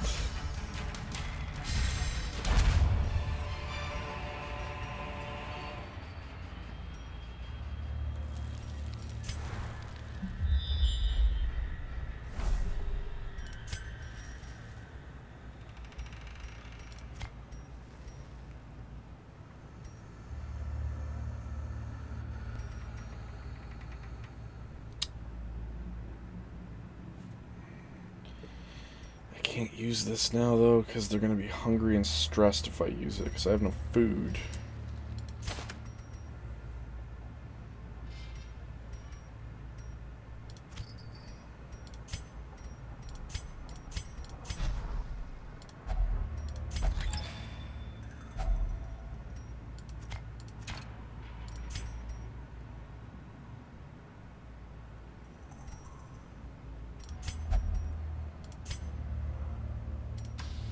Hope there's not another hunger check, because I got no food.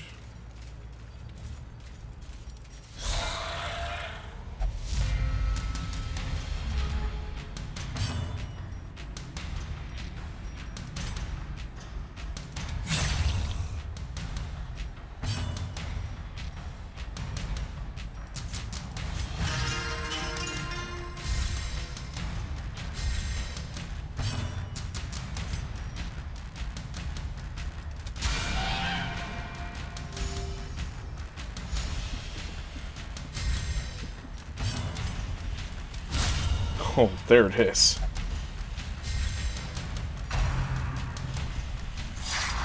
Beautiful. No one's stressed out. Let me buff up.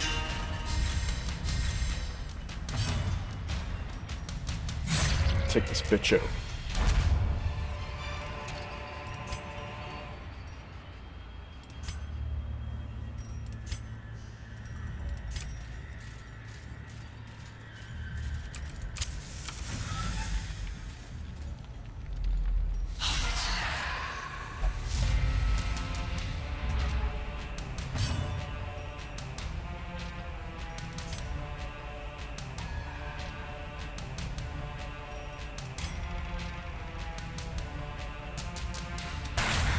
Yeah, there it is.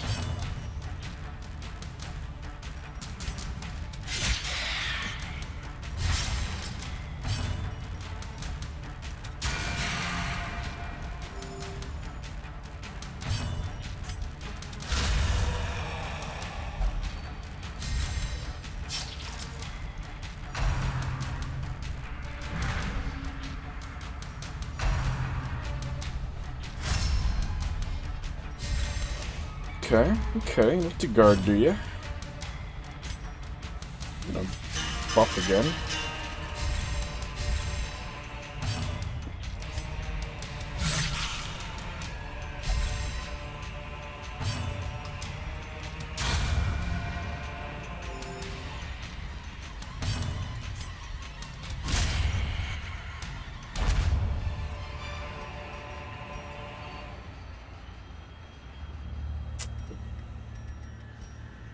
Each. Really have been bleeding. I'm worried if this guy's gonna poison us or something.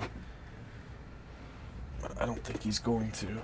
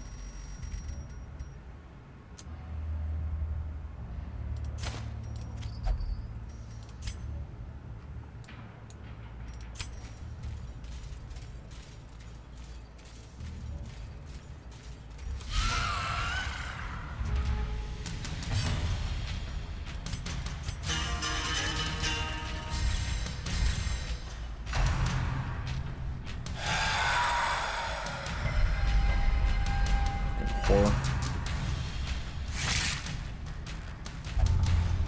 for fuck's sakes.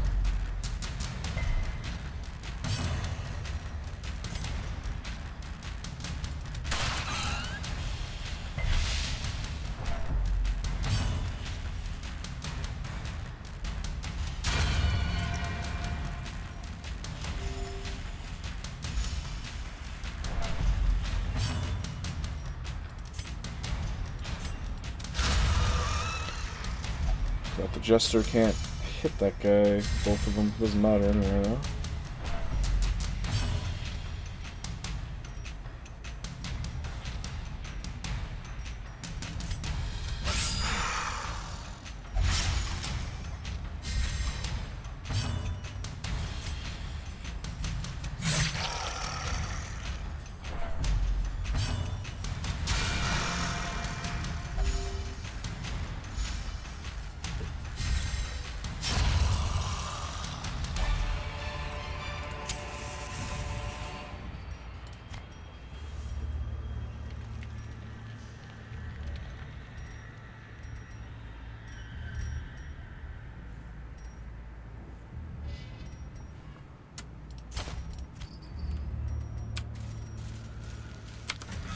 Alright, here we go.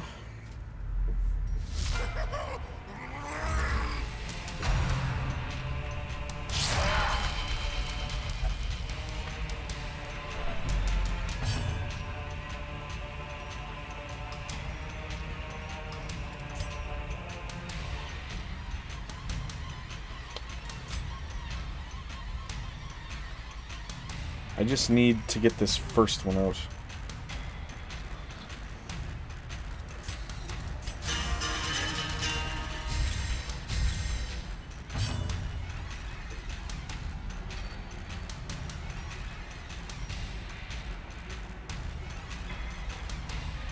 Should only be 2 of them.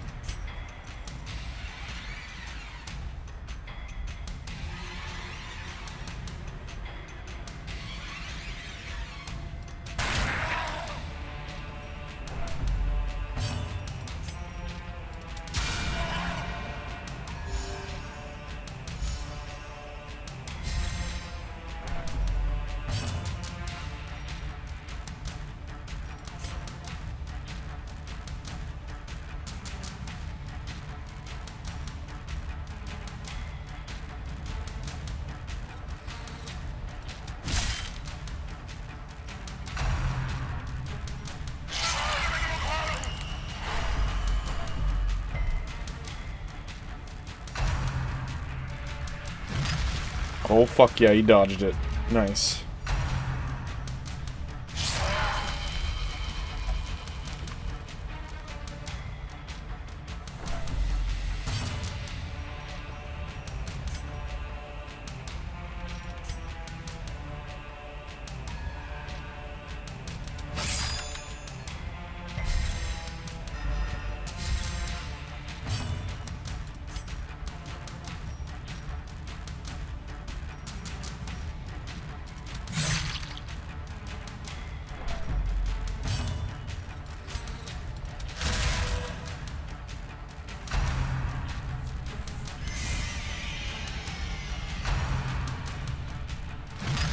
Fuck yeah.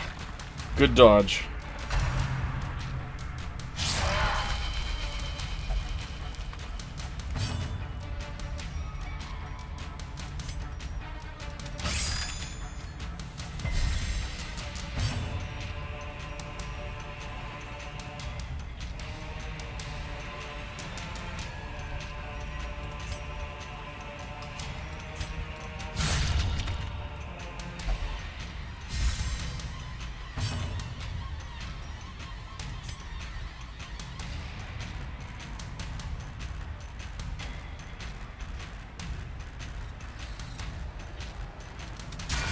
The faster we get rid of this, the faster we can start beating the crap out of this guy.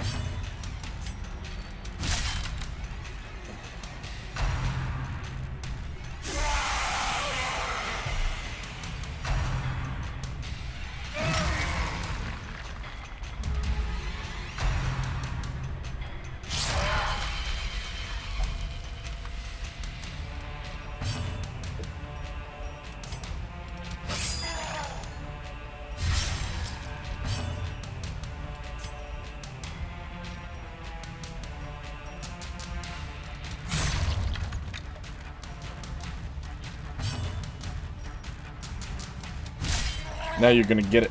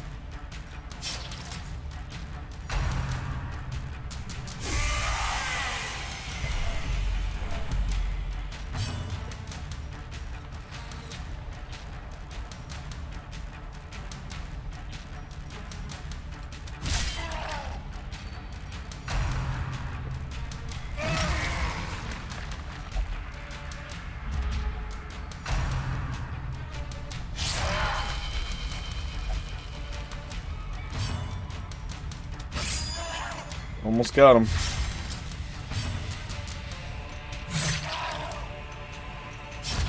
There it is.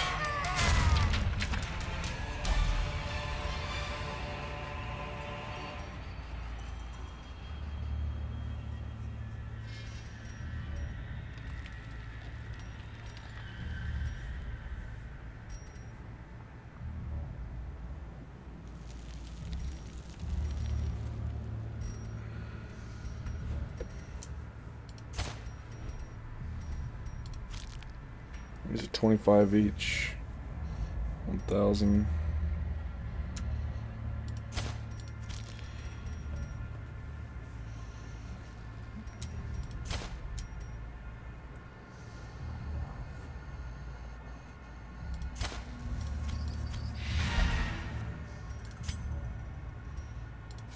Nothing here.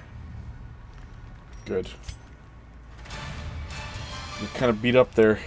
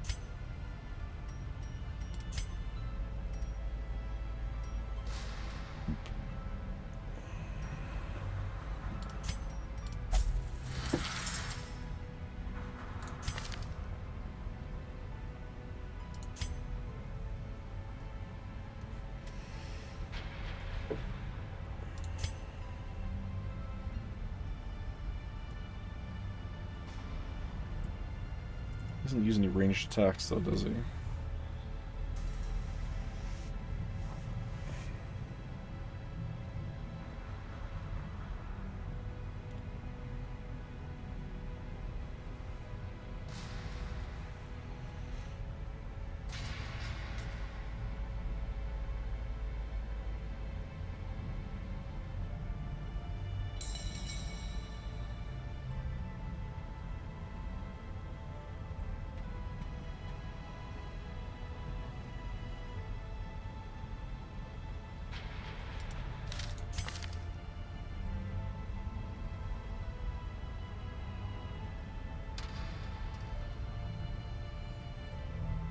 She's obsessed with sainthood, but she's faithless.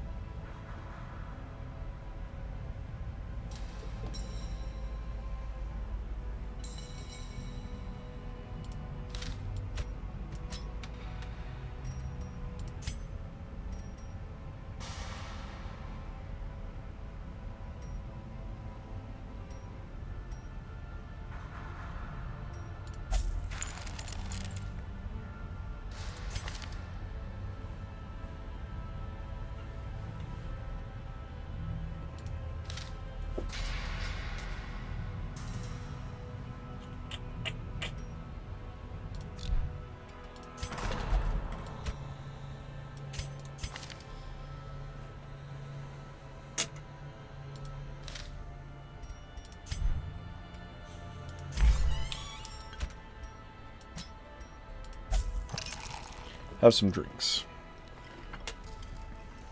Get all rooted up.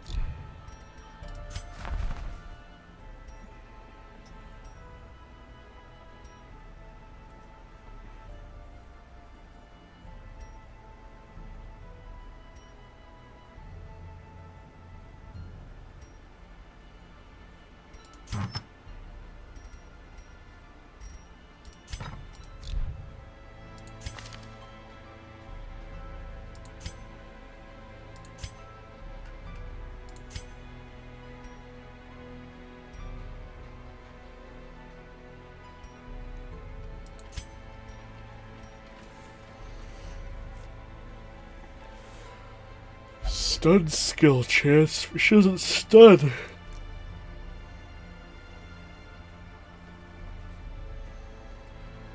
But just in general, I guess.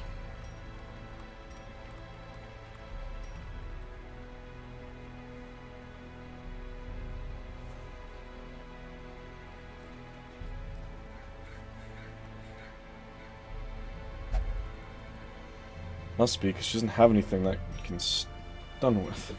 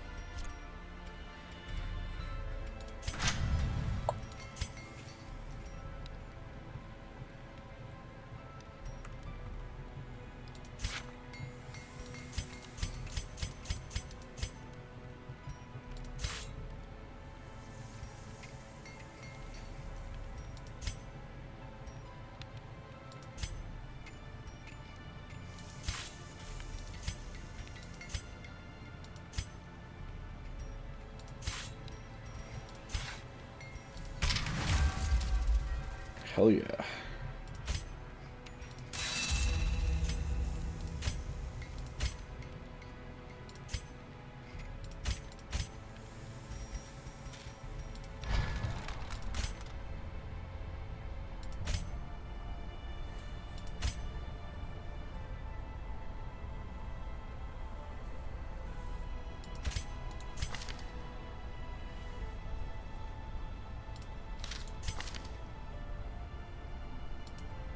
You should try it with this guy, this thing.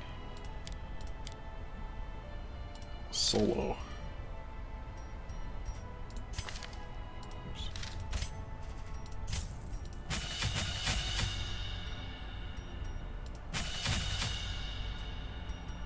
Hits him a bunch, then he smacks one of them back.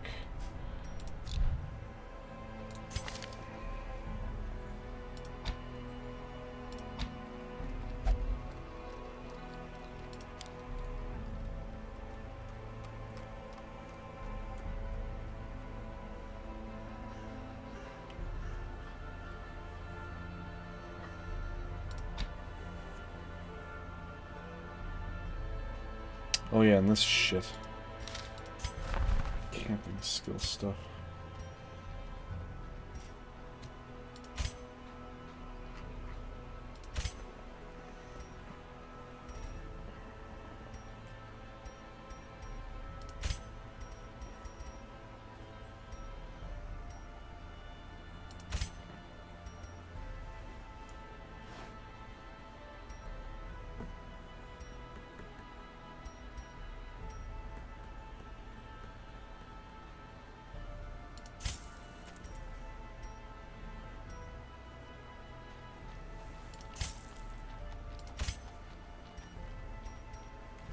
Okay, I really gotta use the washroom. Oops. I'll be back in a sec. Oh.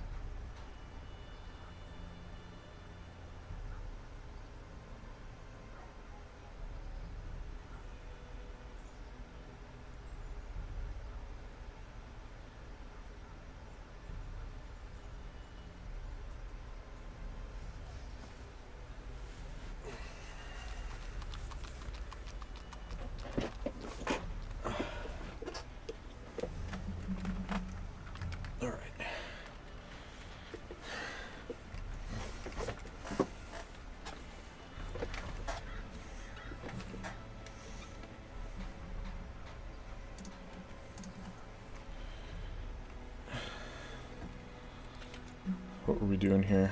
Looking at the camping stuff.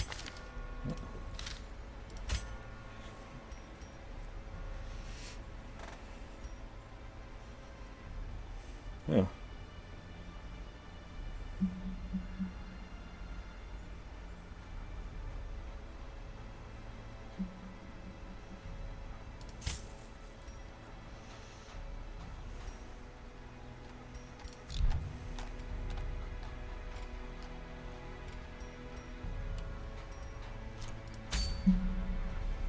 Take the level 4s out, I guess.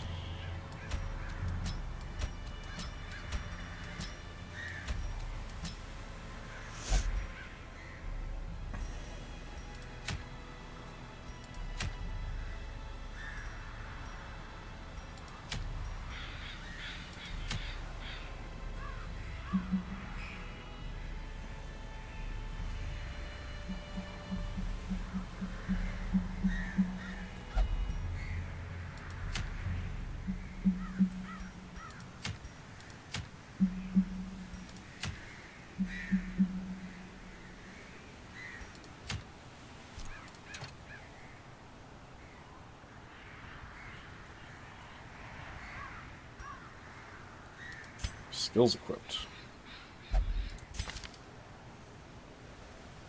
Yeah. Oops.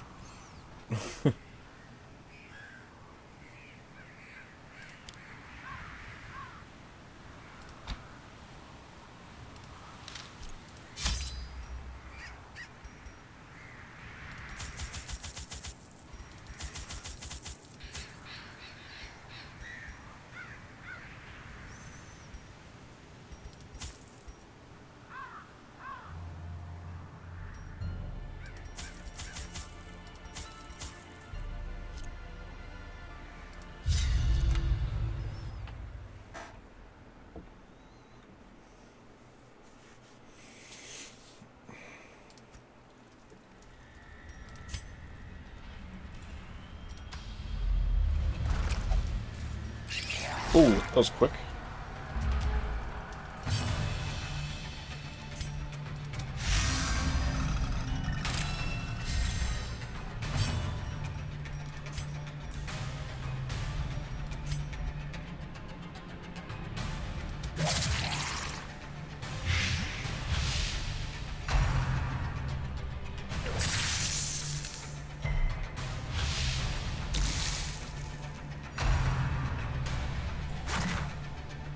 Good.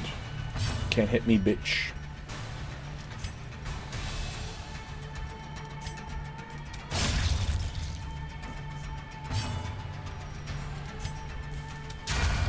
Damn. I wanted to see what his thing does.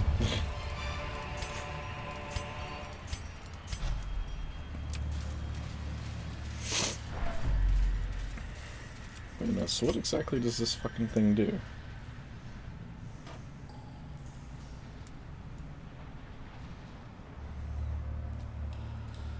Marks target.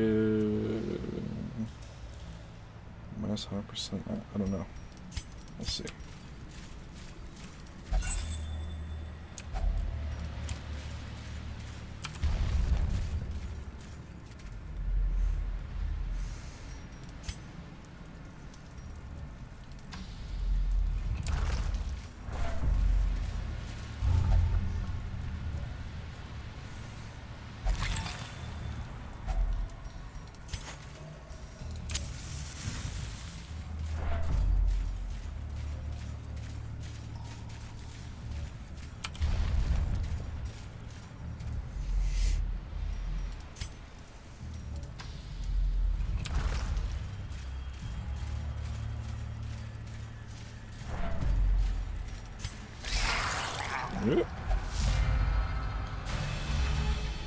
Let's try to use this again.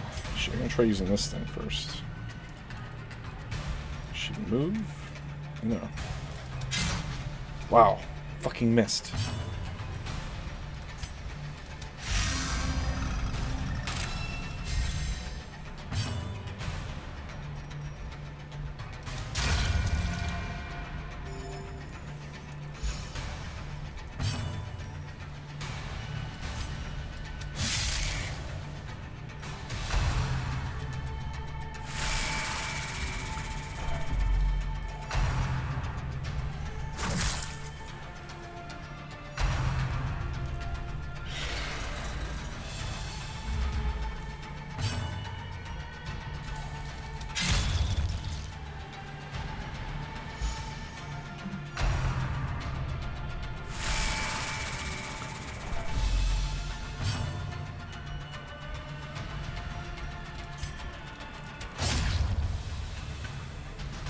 want to see what this thing does.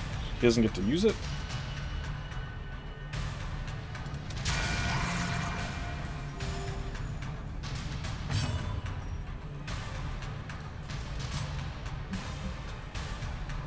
Plus 100% stress. What?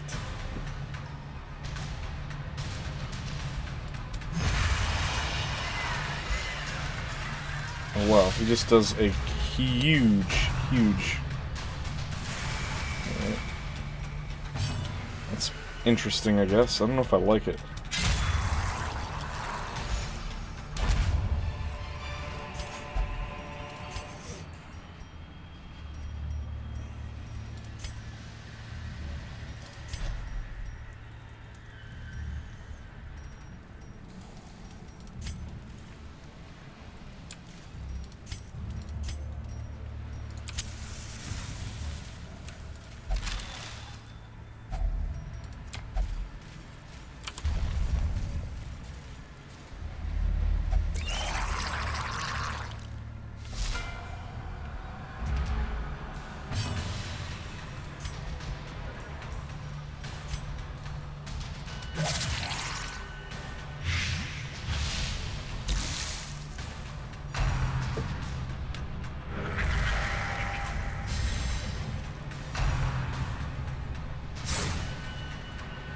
You little bitch, you can't hit me.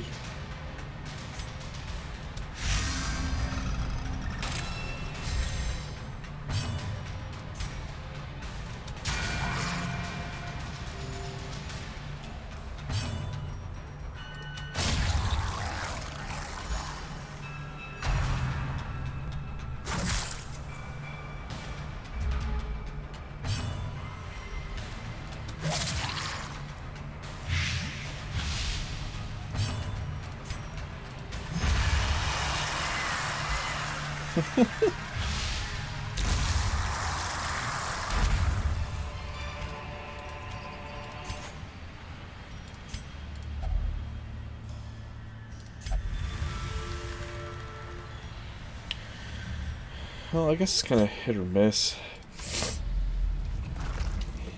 Just use him as... you can just hit somebody really fucking hard, I guess, so I don't know. It's something.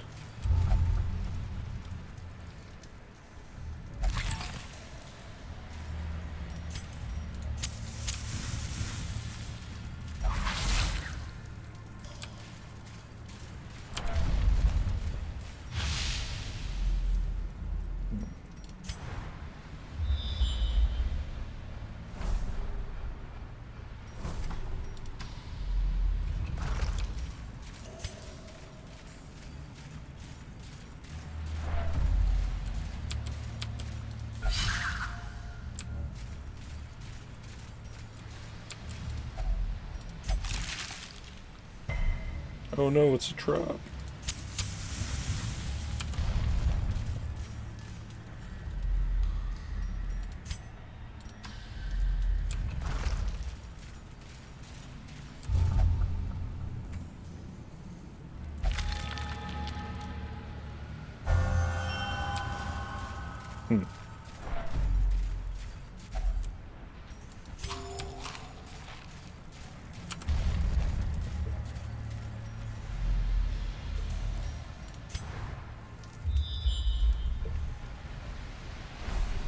Wow, this place has like nothing in it.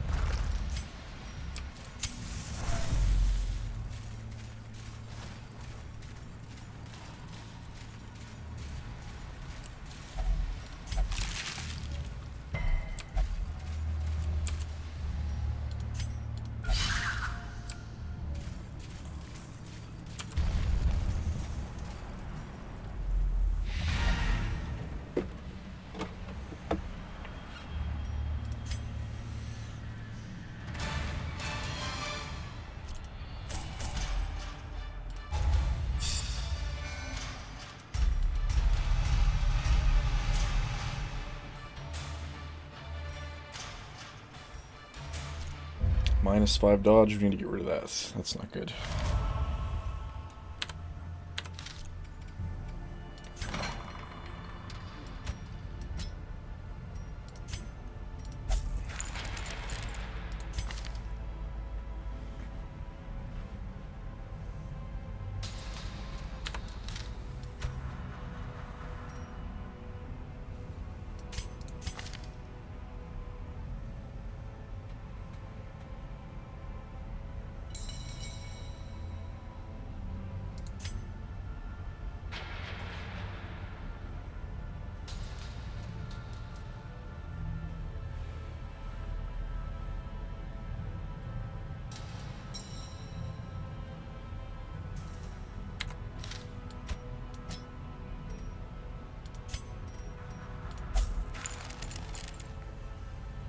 thought somebody...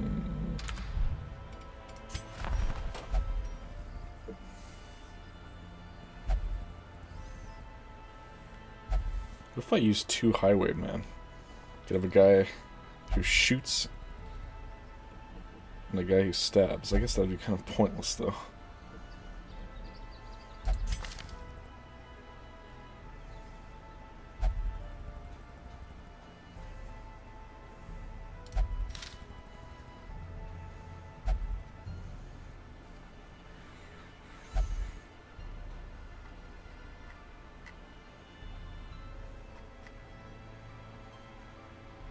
It's like a fucking firing squad. 3 highwaymen and 1 healer. That would be kind of funny. I don't think they would work that great, though.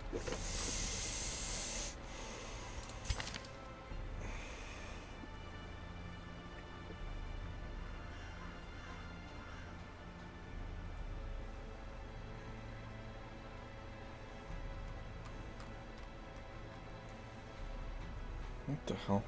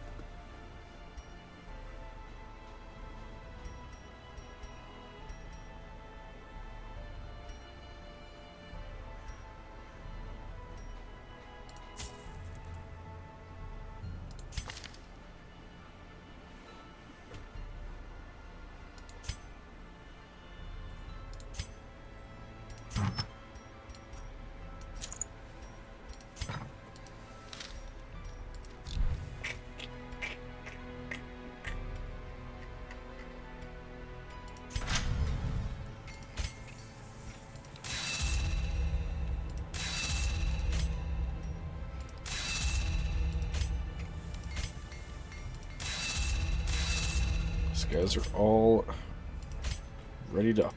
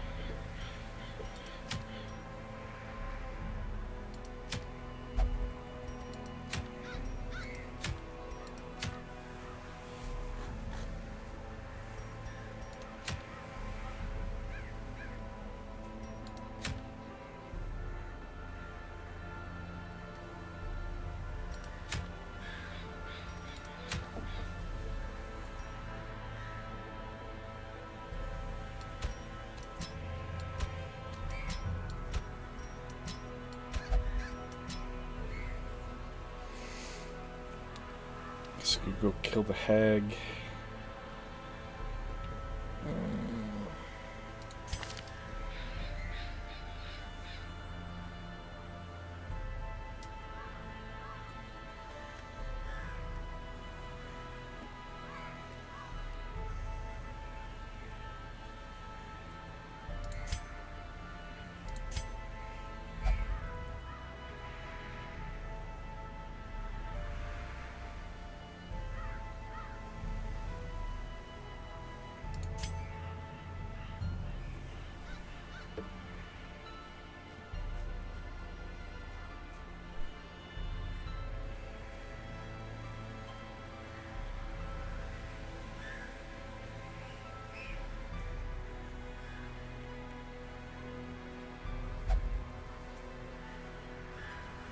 You can only use it once per battle.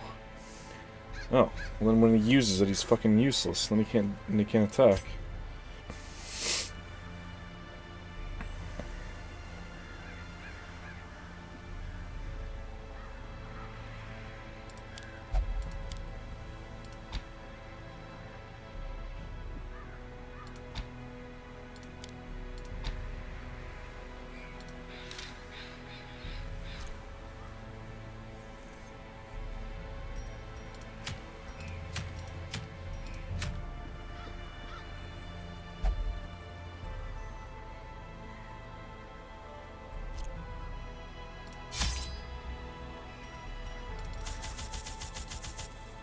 Oops.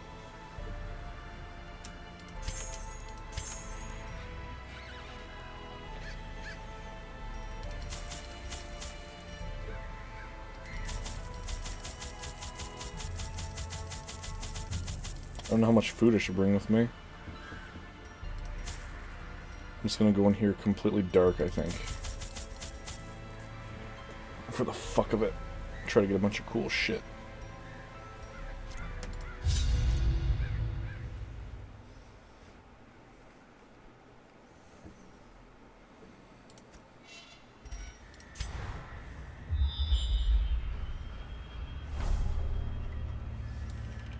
Ooh, well, it's not that big. I guess it is. Go this way first.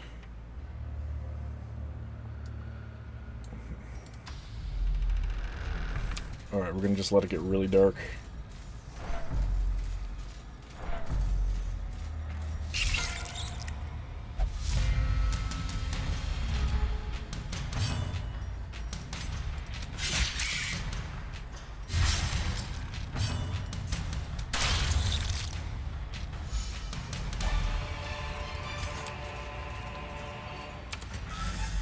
Guess I shouldn't even have bothered bringing torches.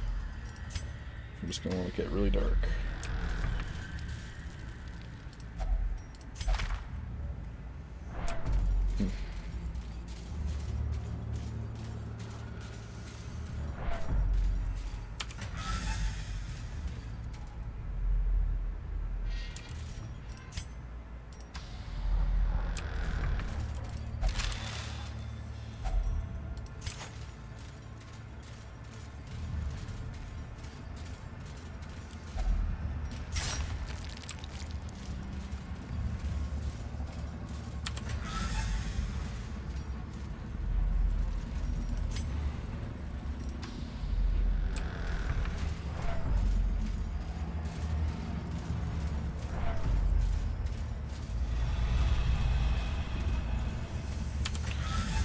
Alright, it's nice and dark.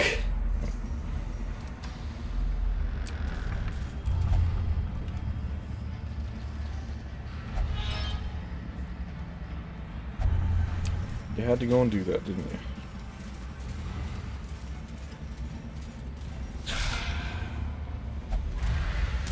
you? Ooh.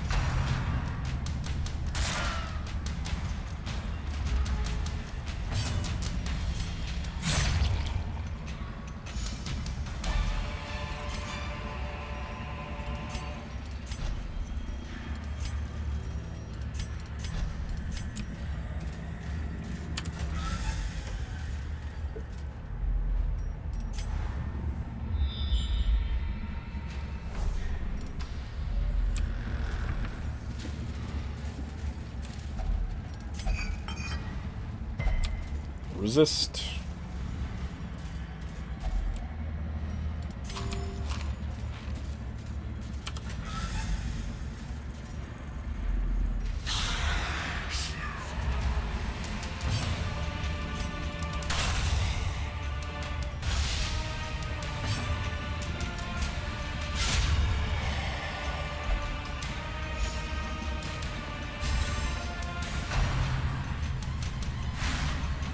don't know if we're actually going to find that much treasure here. This just isn't fair.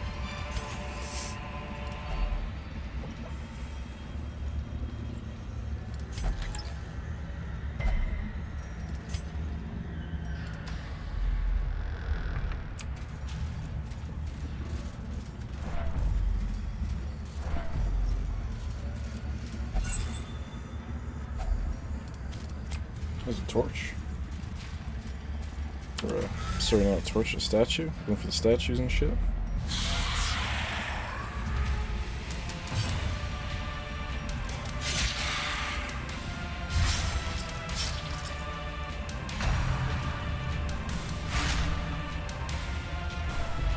Oh yeah, you get lots of stress from this guy.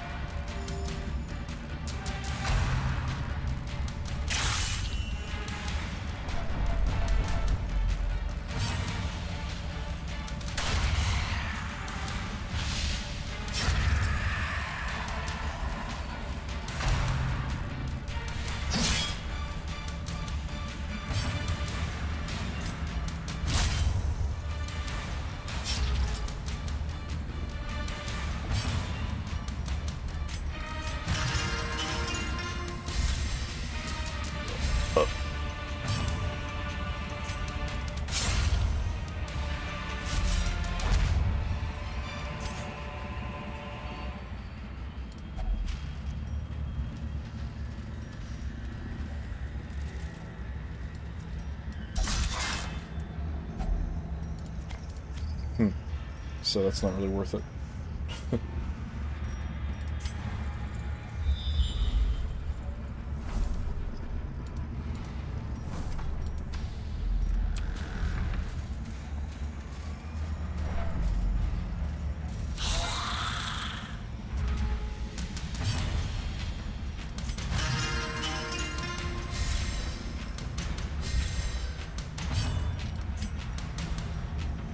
Ah, shit. Okay, I can't do it. I always have to move it back. Okay.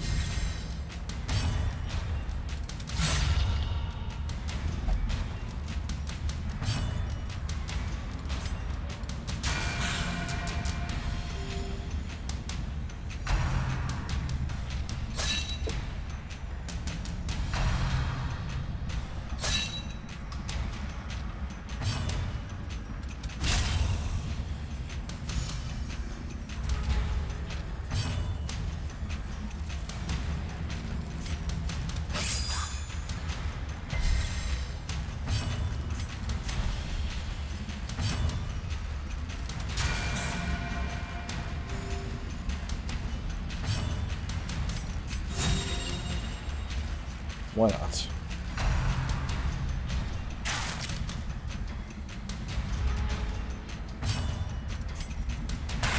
Let's take you out.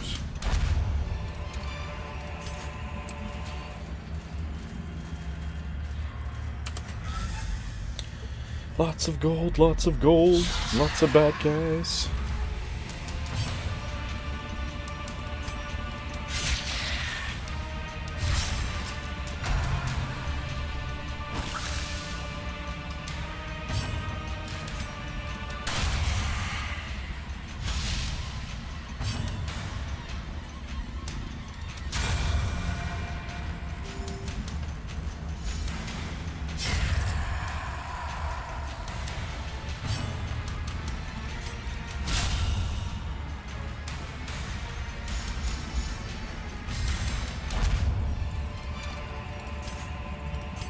Well, I am out.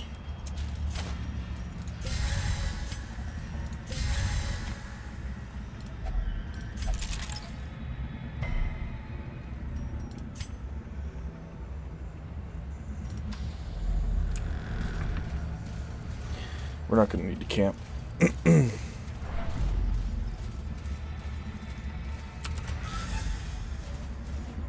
Level 6 and level 1 dungeon.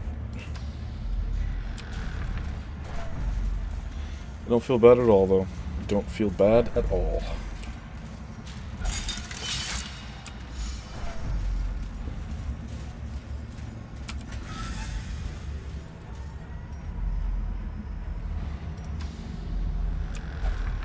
So we get much better stuff if we were in level 3. That's what I should do.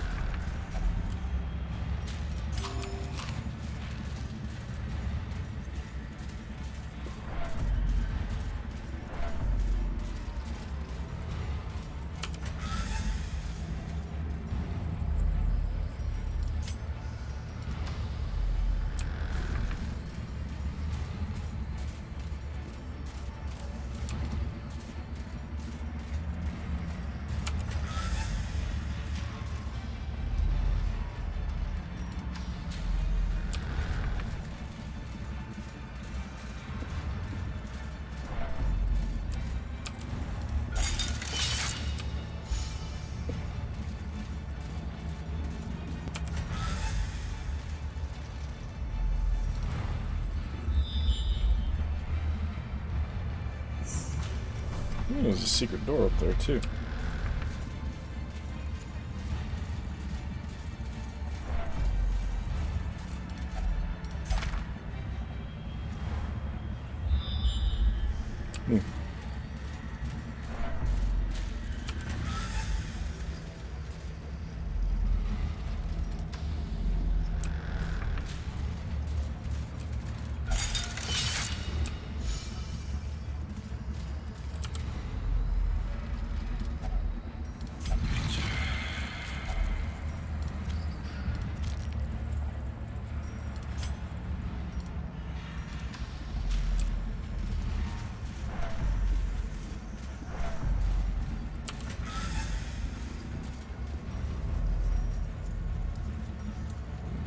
Up and around.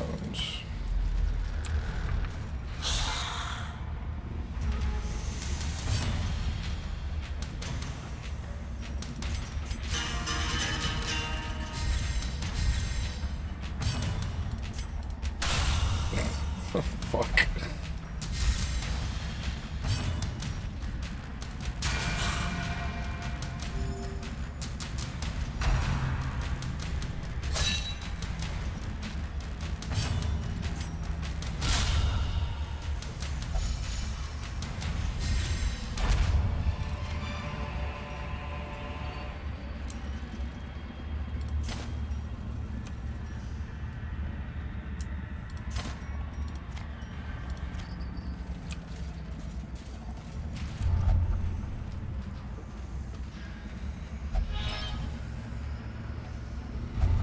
I need to cure this guy. He stops doing stupid shit like that.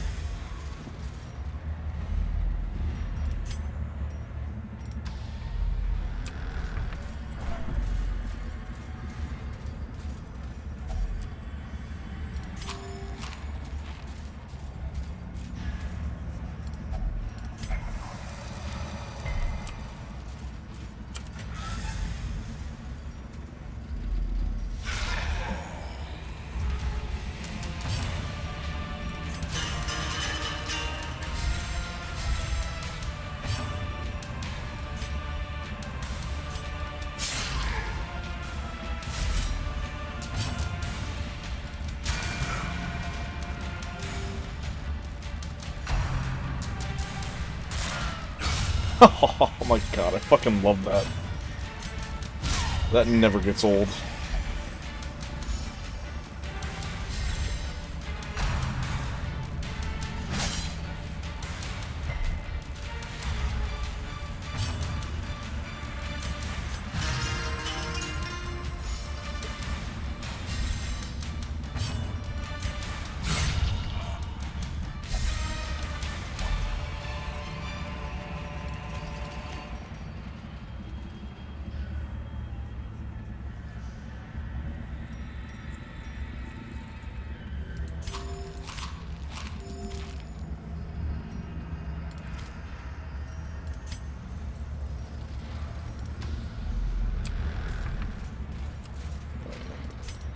him back so he can do his thing again.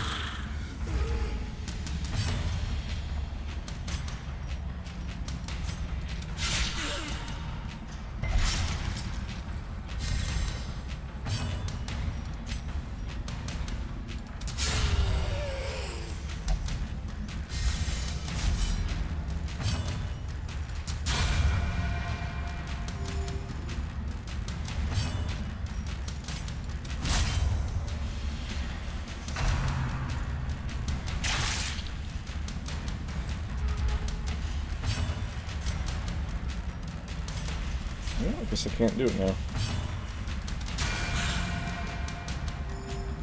Stupid fucking things are in the way.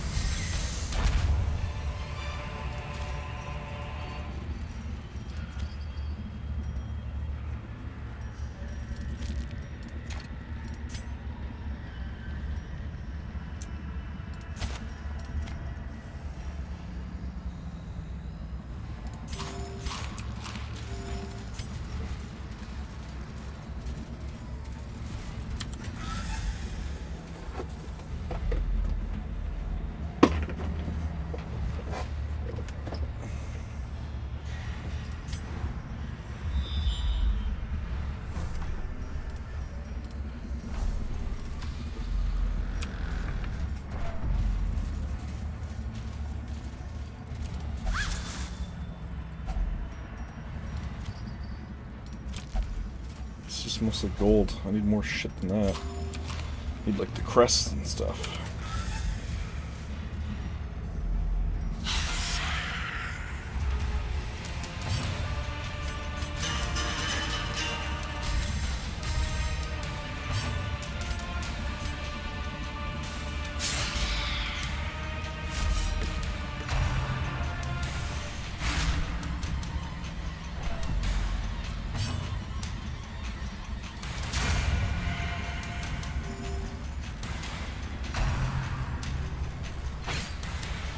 Really wish she'd go for the highwayman.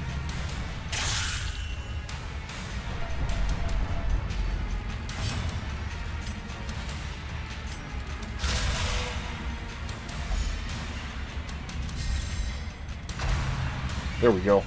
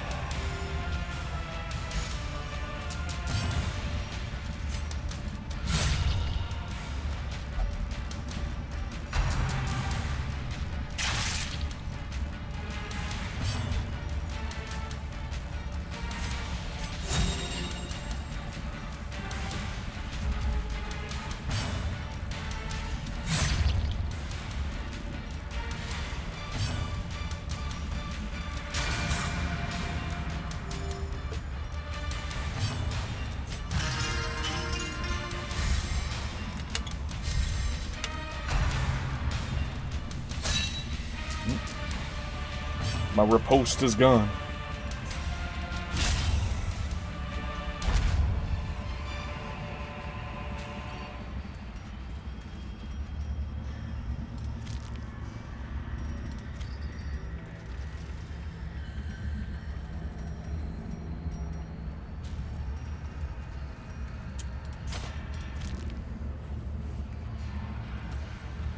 How's it going, V bro? How you doing?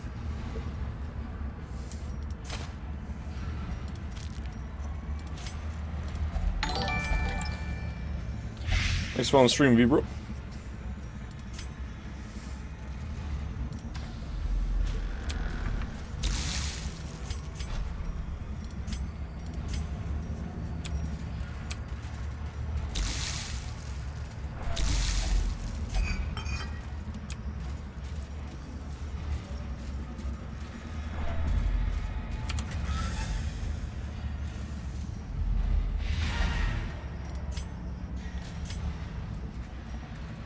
Yeah, there's nothing left here.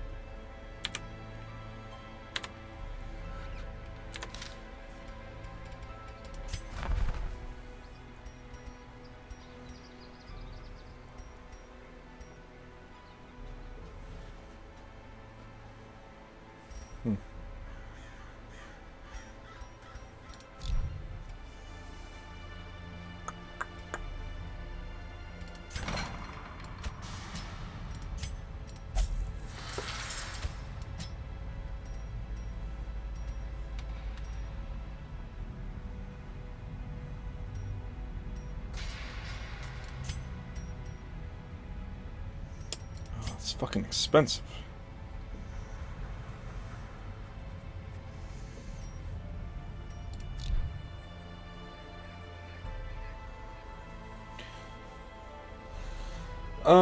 I would just say take your time with this game.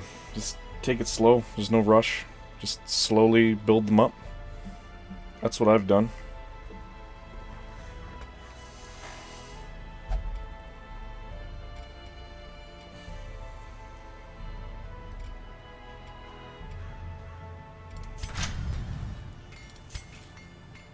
Try to get them upgraded too, if you can, because it's a lot nicer when they've got better stats.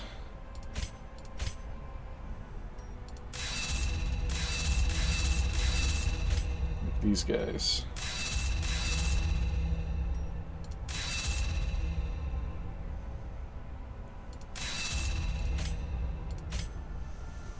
Especially for like the healers, right? Because if you upgrade some of their stats, they heal more, so the game just becomes easier. Having the base level heroes is the hardest part of this friggin' game. Well, in the beginning anyway. I haven't beat this game yet though.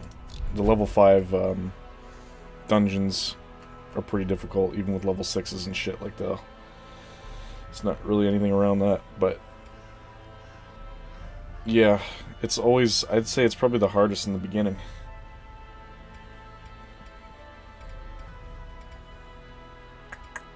What should we do? I've got...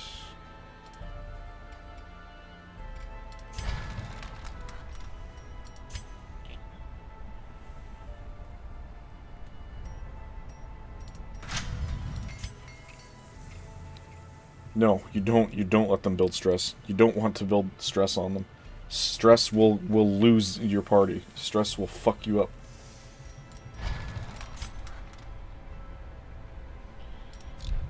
This guy, the guy that I just put in here, I'm just curing him of a disease. I'm not doing anything else with him. You want to try to keep the stress levels low. So, leveling them up, all you do in this game to level them up is just quest with them, and they'll get XP from missions. And then once you can upgrade your guild and your blacksmith, you can like upgrade their weapons and their armor, which is good too. But I would say before these, I would say the guild is worth putting a little bit of shit into, so that you can get their abilities up, so they do more damage, they're just more effective. I think that's really important in this game, honestly. So just always checking if you can upgrade more of them. And only upgrade the abilities that you're actually going to use, because if you're not going to use abilities, it's a waste of gold. Alright.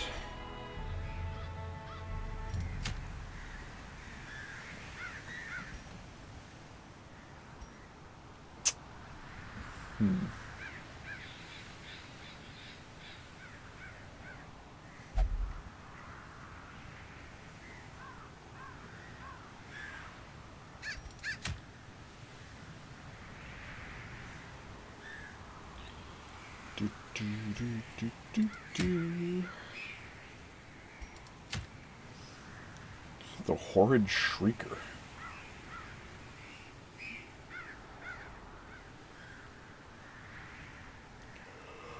He's a big bad guy.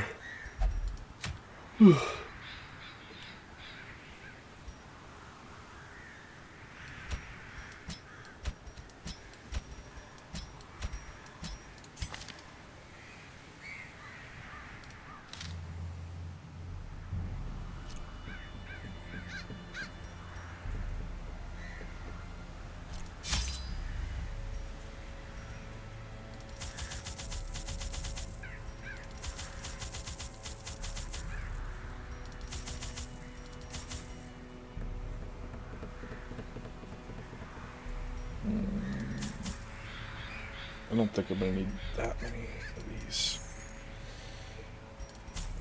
Those.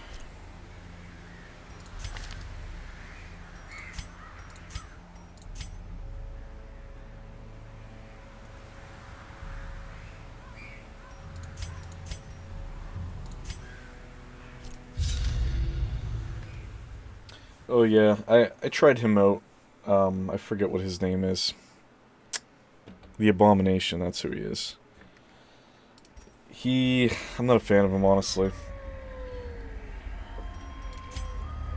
It sucks when he transforms, though, you're right. Because then your party members get stressed. I would say, like, if you can get a Jester, he's one of my favorite characters because he lowers stress with one of his abilities. He plays his guitar, and you can knock down stress with it, which is really handy. But, I mean, it's all... I would say just keep trying all the classes and figure out what you like, right? I've kind of built a couple different ones, but they're all pretty similar, I would say. I just like these guys.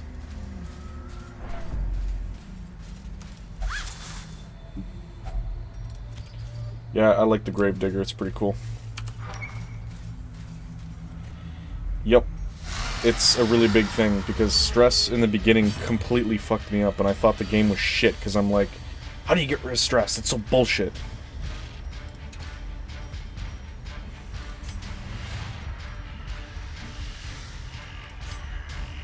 To 13.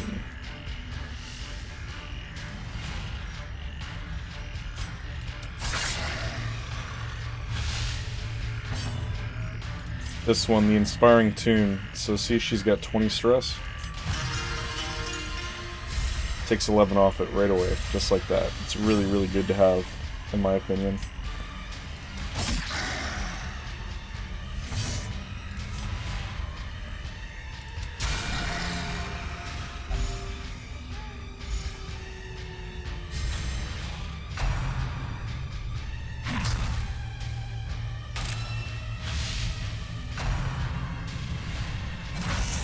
It was for me too in the beginning. This is my first playthrough of this game, right?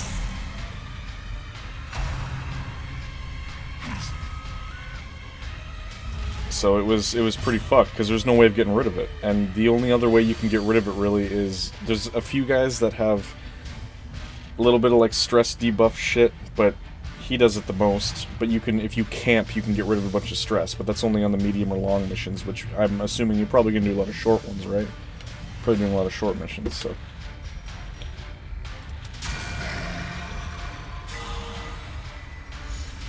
But it's always nice to have this healer, too. The healer's really good, obviously. You're gonna need her.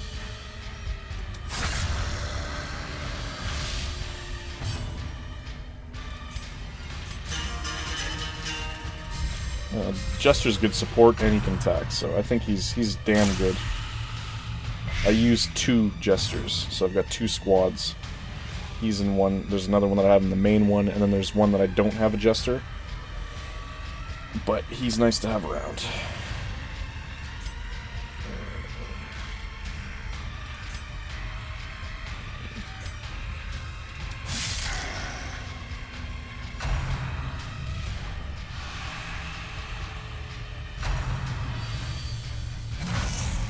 I don't use him either. I got rid of him.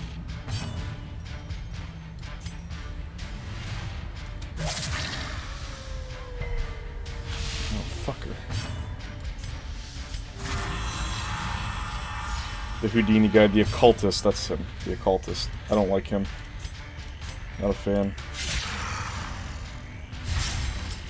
I mean, he can get a chance for like a 13 heal, but he can also fuck up and get 0 and make you bleed, so... Some people, I've seen a few streamers that they say they like to use him, but I'm not a fan of him.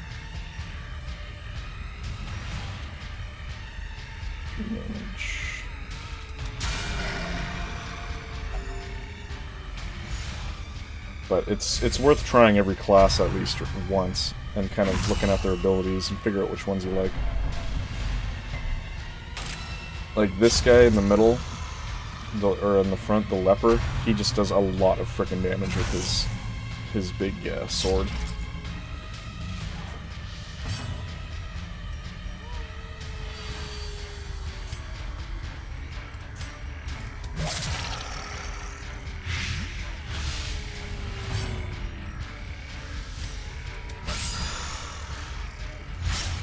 And I mean, the Jester makes them bleed. He gets rid of stress. He buffs. He's great. I like him.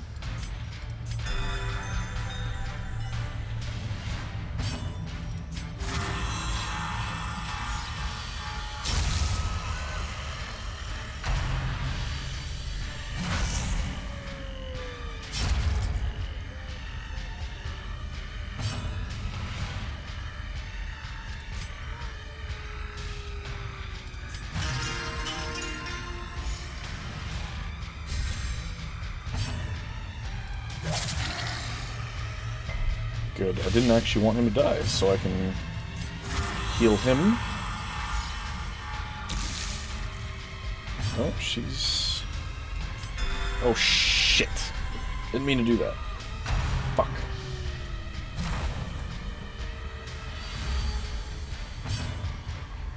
Whatever, just take that.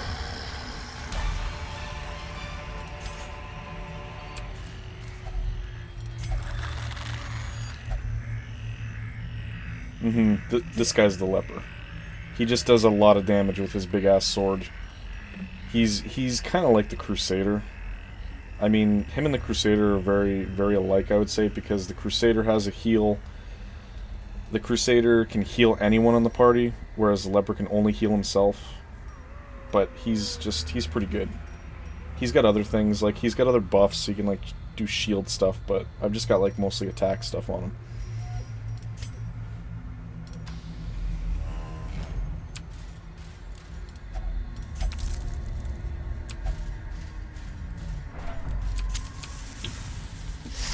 Ooh. Haven't seen this guy before. And he's very resistant to poison. Alright.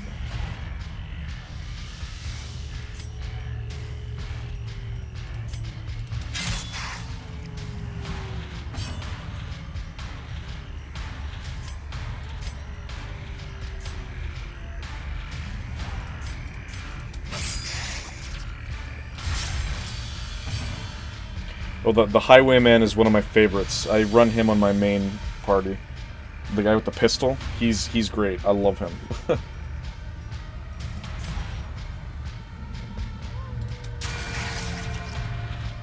The guy with the dog's cool too. I don't use him. I used him for a bit. Oh, there it is. Crit. 27.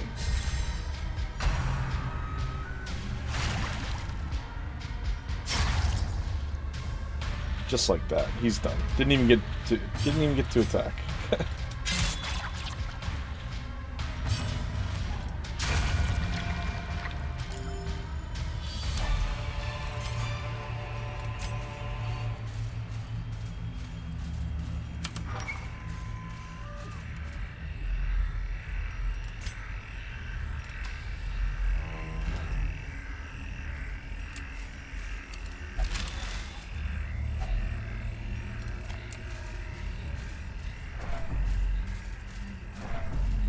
The Jester's also got this crazy attack that I only discovered tonight because I never used it, where he goes in front of everyone and I guess he super buffs himself and then he moves back 3 spaces and hits one guy with like fucking 27 damage, something crazy. But you can only use it once, which really sucks, like once per battle, so I'm not a fan of it. I'd rather have his bleeding things. I think they're better.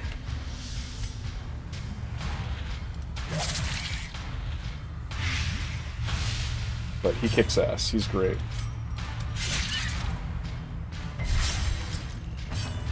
Like these guys now, just because of that, they're both fucking dead. They won't even be able to attack.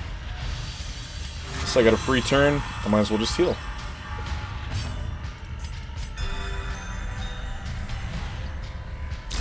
He's done.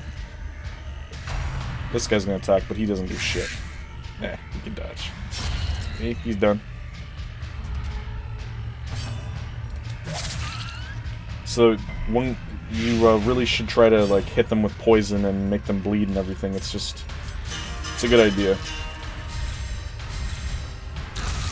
And he's done.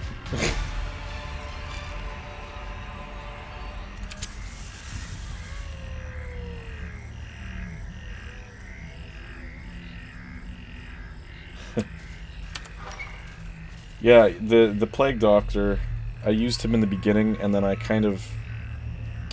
got some other guys, so I stopped using him. So I haven't used him very extensively. But, I just got another one back for my party of, like, rank 0. So I'm gonna try using him again. Because he loves to poison. He's a big poison guy. He can poison from the very back.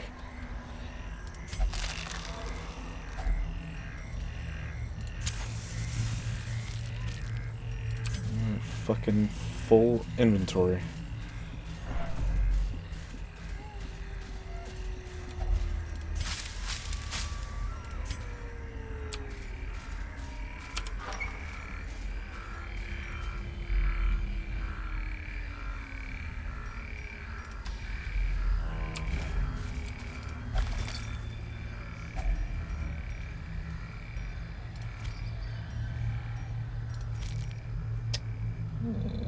These guys are all full health, I think. No, he isn't. Here, have some food.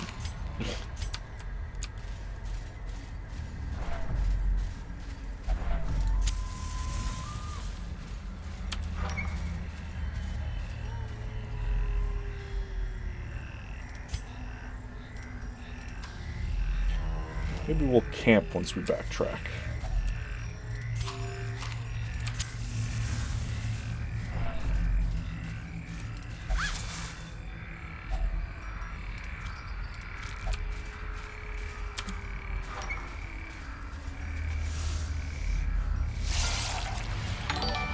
Ectoplasm. Riggs Anthony, thank you for following the stream, man.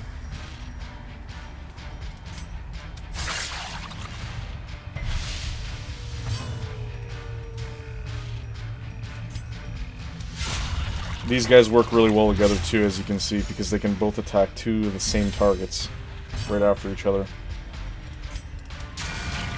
So shut their asses down real quick.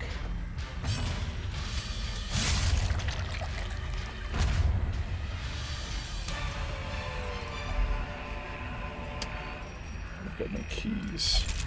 Oh no!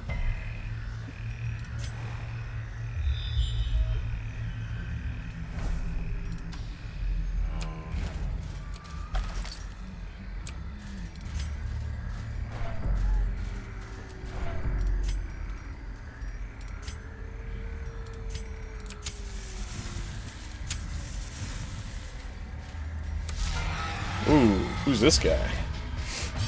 Haven't seen him before.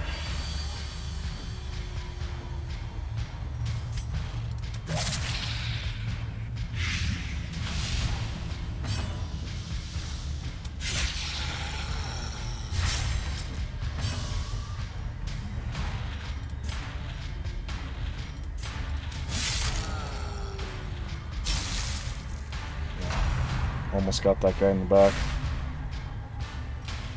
He's gonna bleed out next round though, so there's no point in attacking him.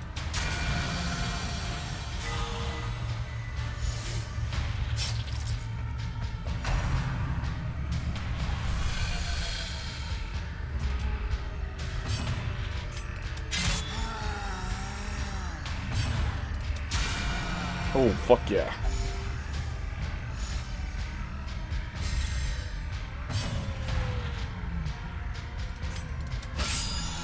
Oh man, he's crits. Gotta love him.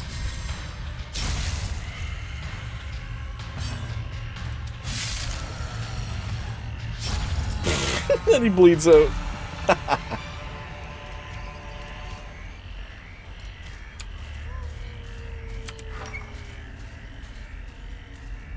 Oh yeah, yeah. So some of the layouts are so bullshit. How you have to backtrack so much. It can really screw you.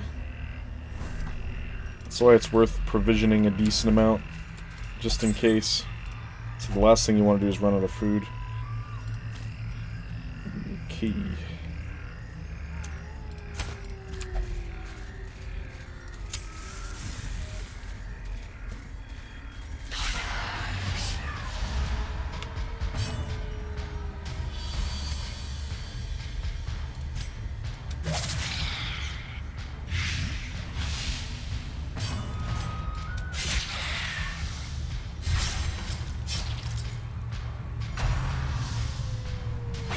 Yes, dodge, dodge.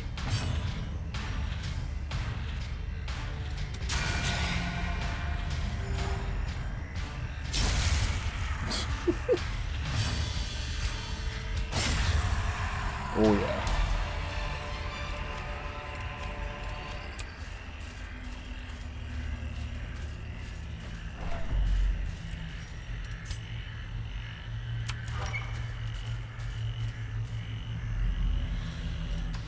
Alright. I guess we can camp.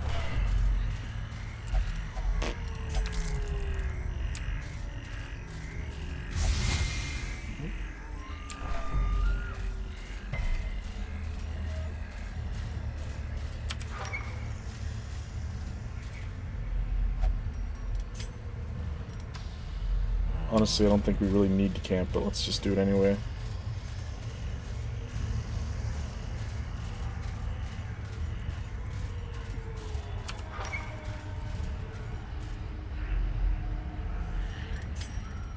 Camparu.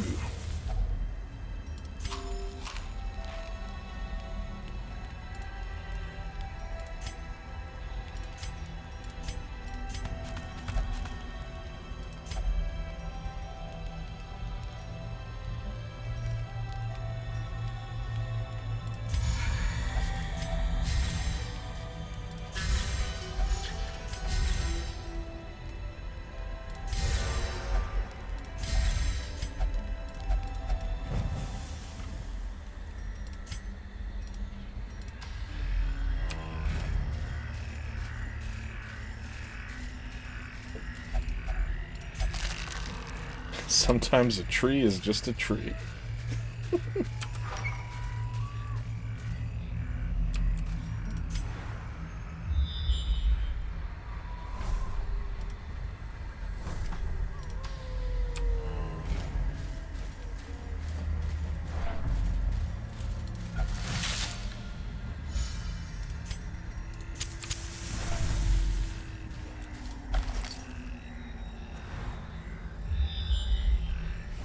Nope, would have been an empty room too.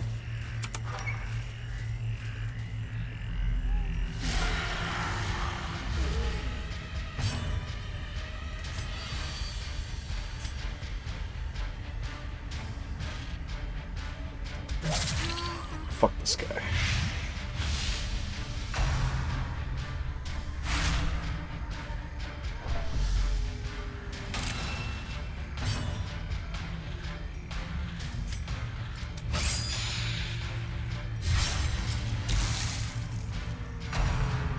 Yeah, some of it is pretty good.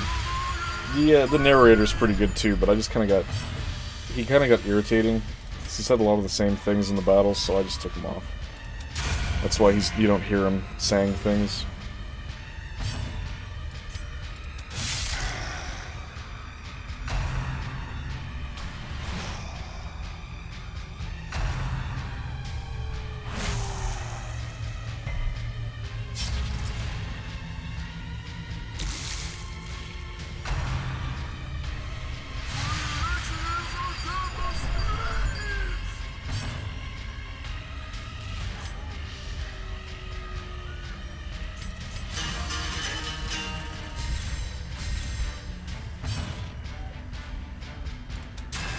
Oh, fucker. Take that. See you dodge that, you bitch.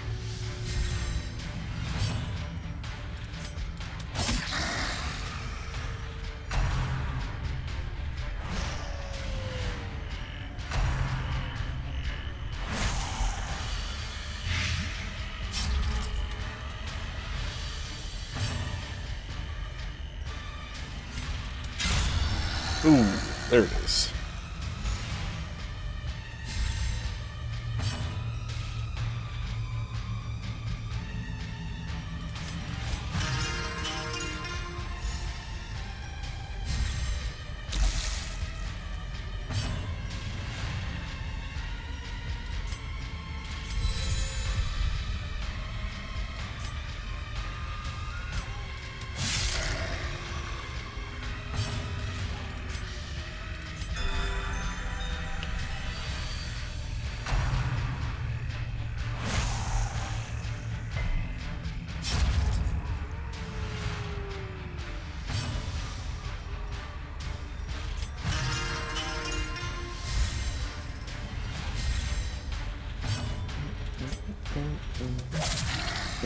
one.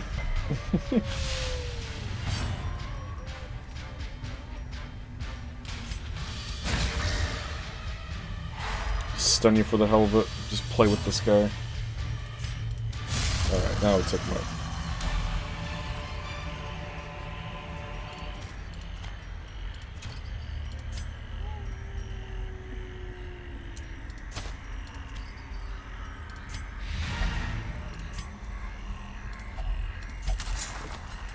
Nothing is left inside the tent.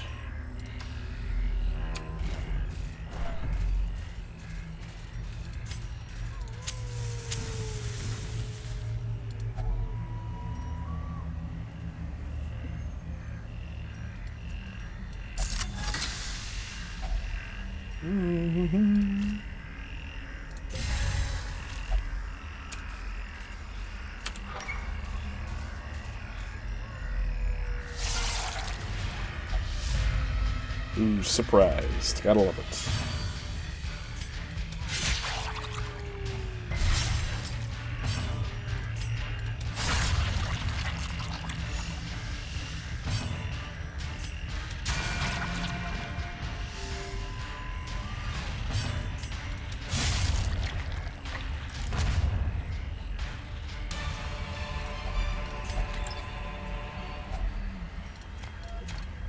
Ugh.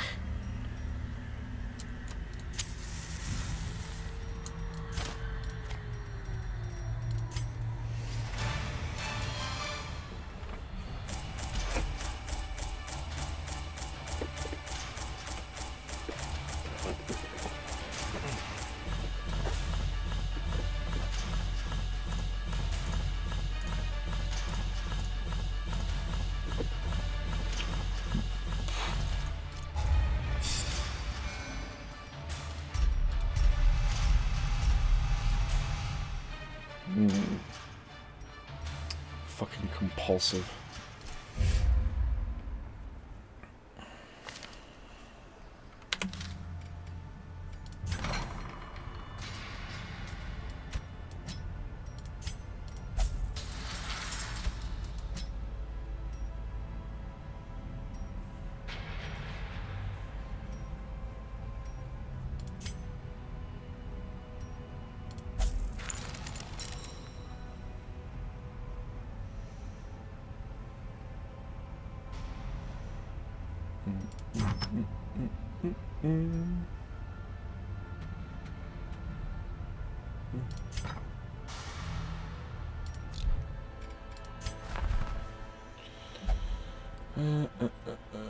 Hellion actually might be pretty decent too. I didn't really give her a chance.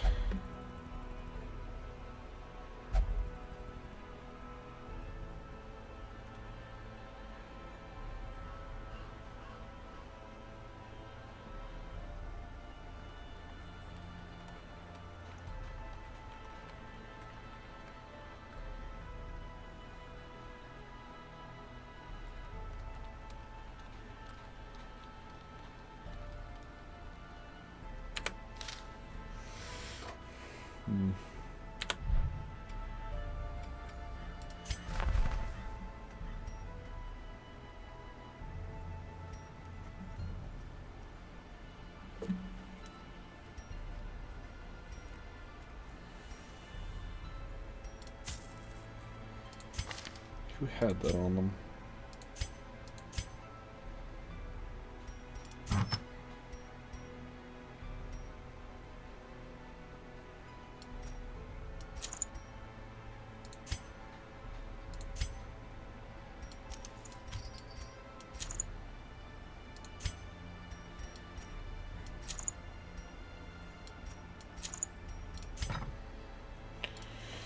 Maybe I'll try these guys out.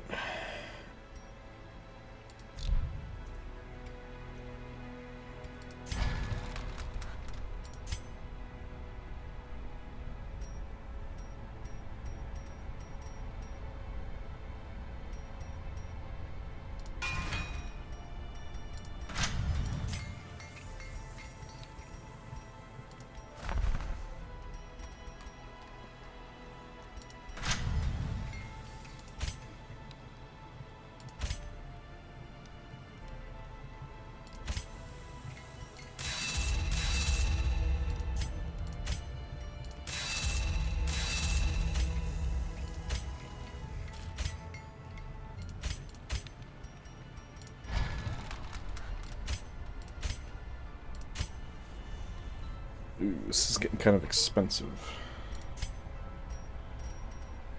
I'm gonna need to get more gold, I think.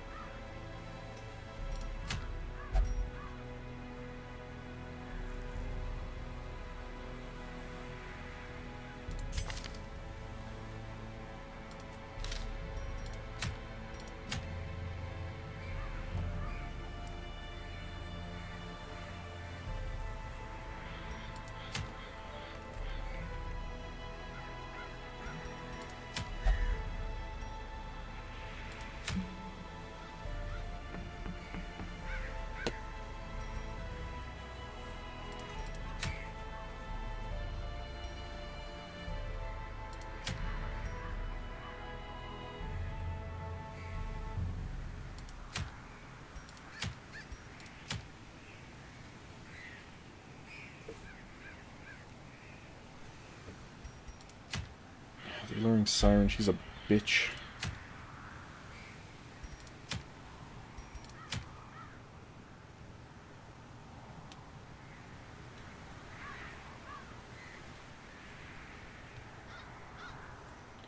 The Shuffling Horror.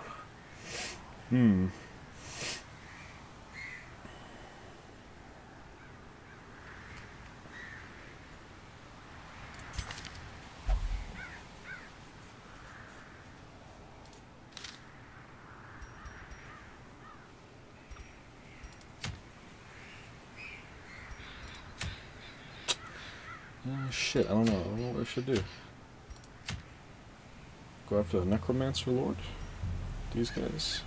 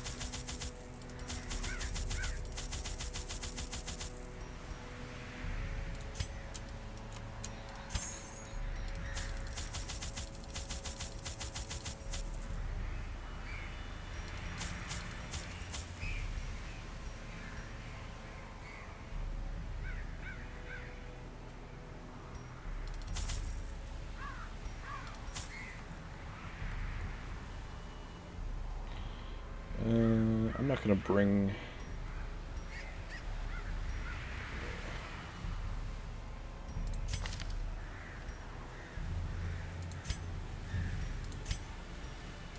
These guys can't resist.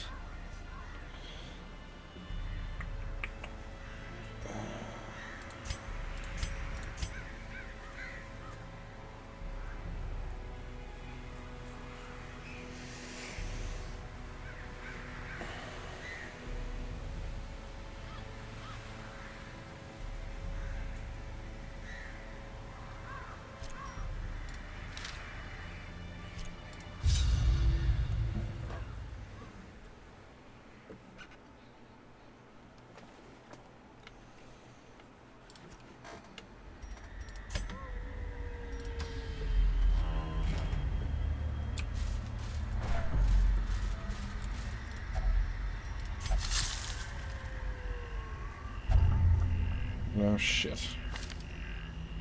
Ugh, damn it. Should just want a shovel or something.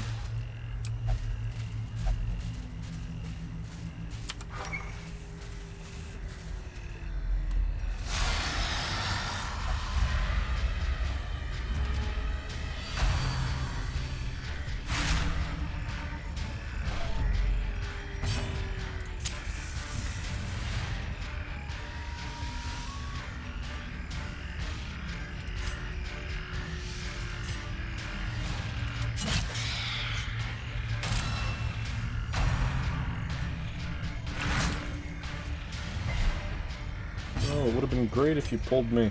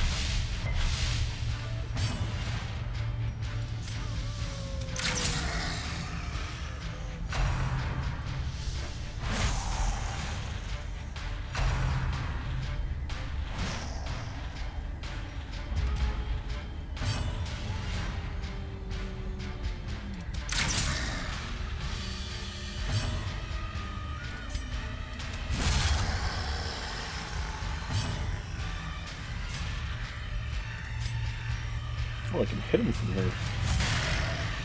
Okay.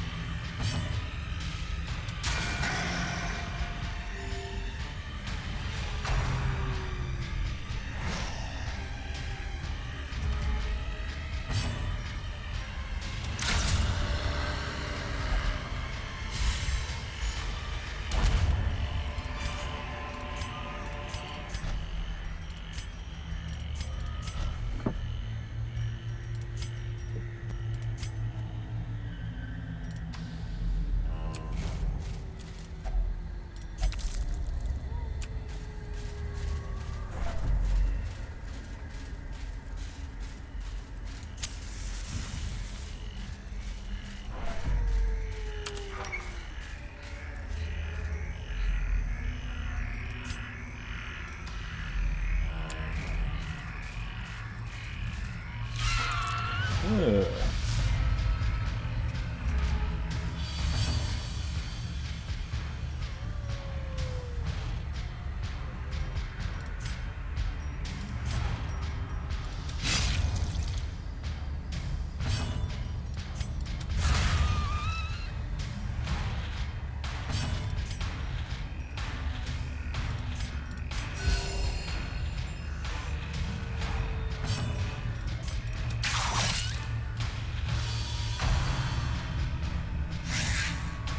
These things are so goofy.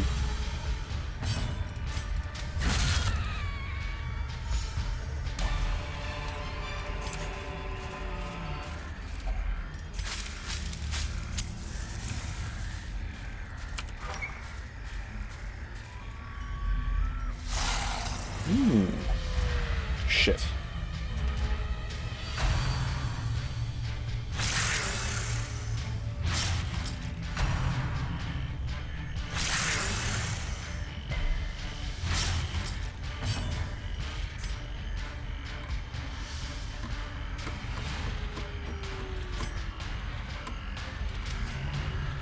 Fucking dodged? Are you kidding?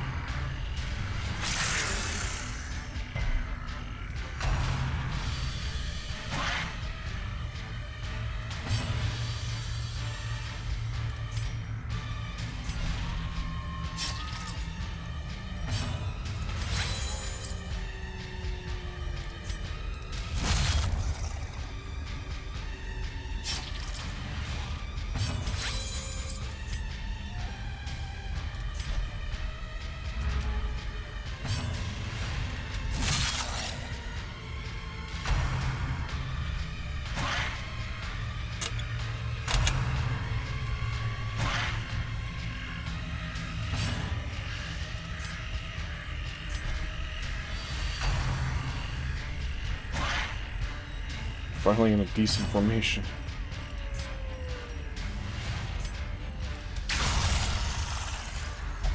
Nice.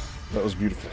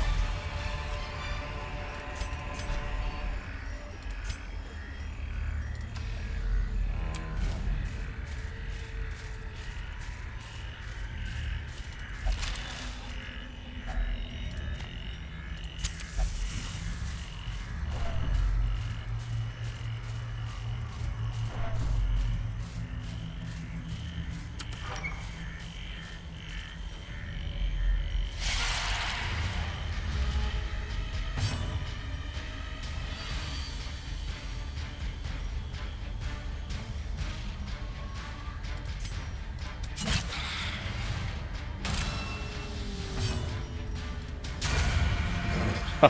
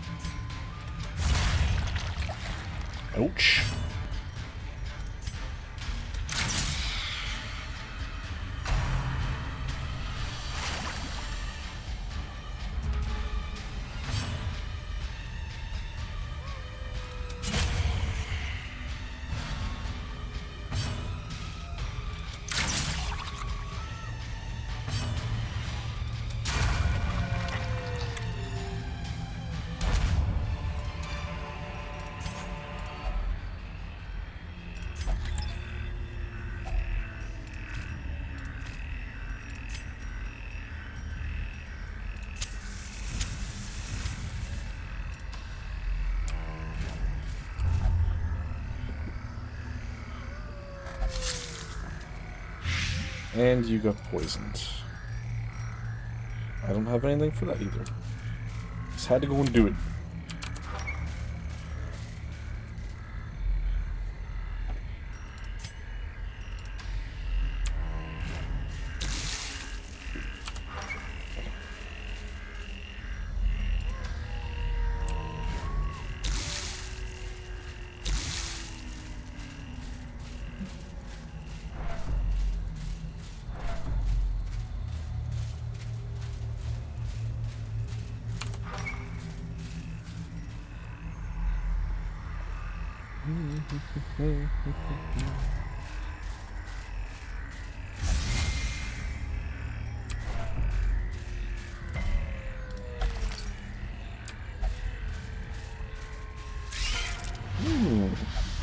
Fuck.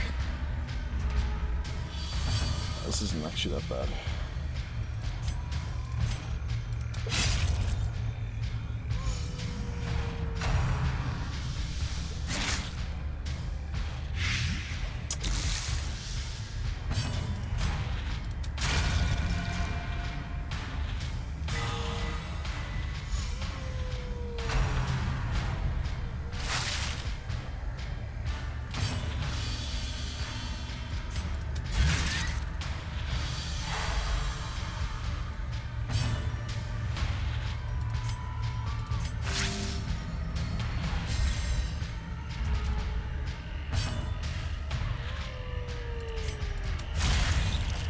Take him out.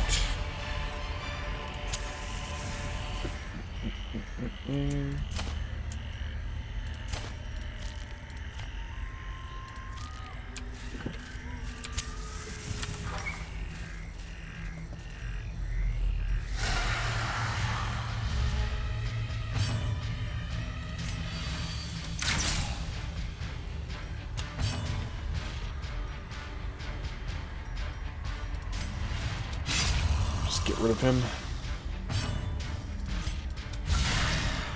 Oh, ouch.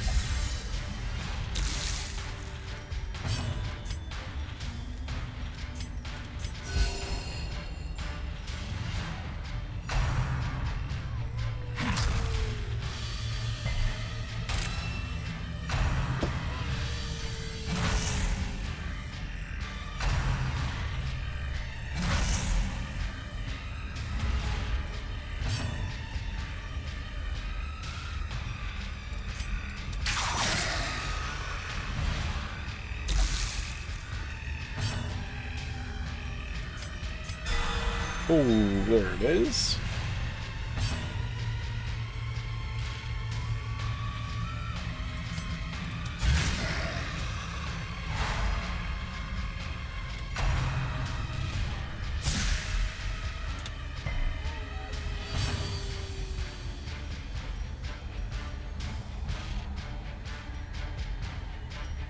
Guess I should take him out. 1 HP.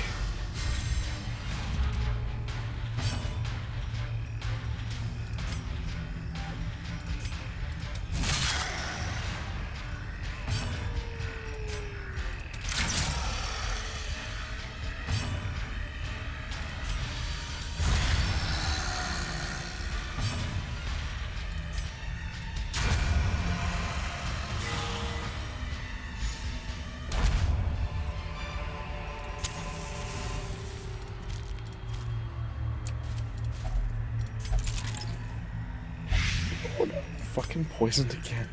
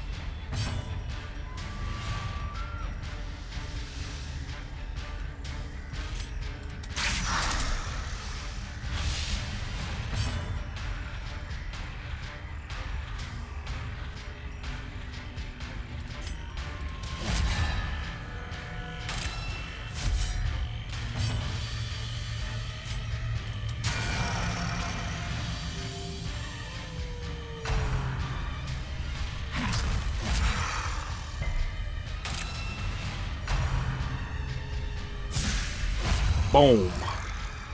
That is some good stuff right there. Oh yeah. Do it again. Oh yes. Free attacks.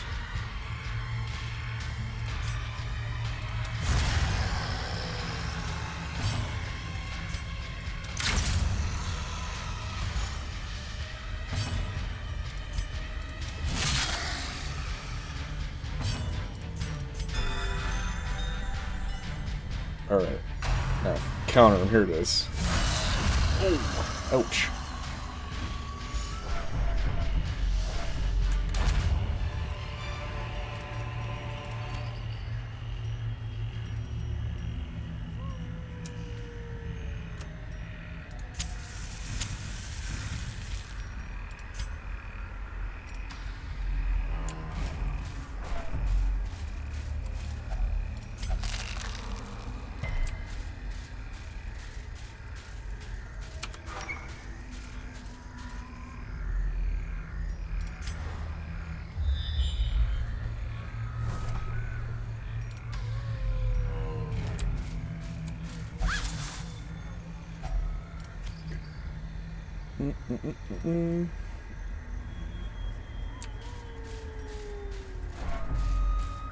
Can I just camp here? No, okay.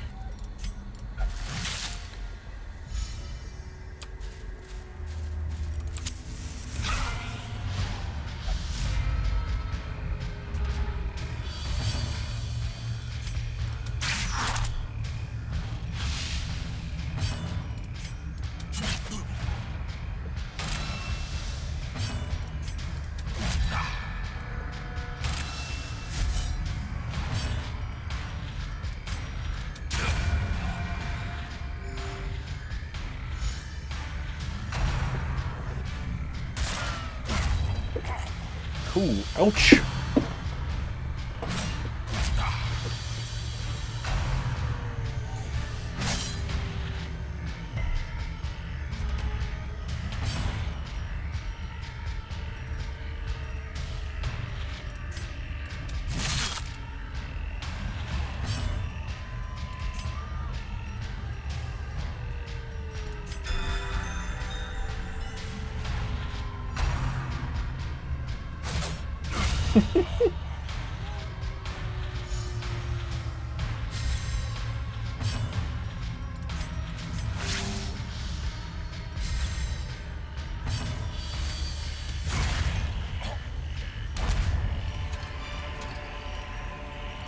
Damn it. Got too much stuff.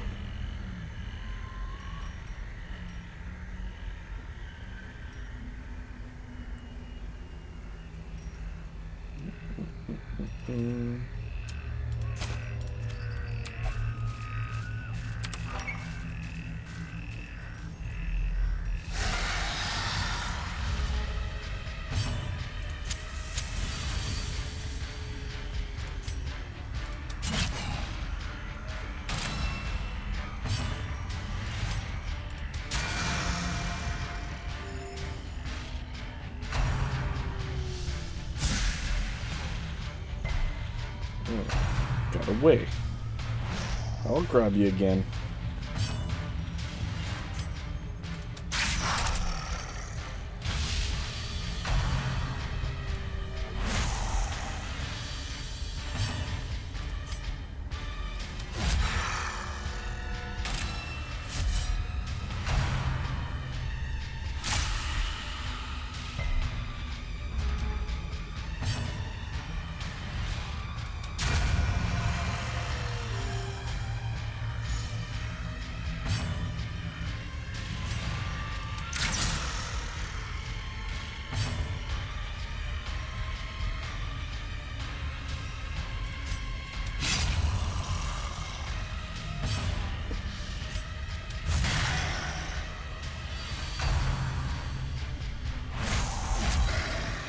Go ahead, hit me again.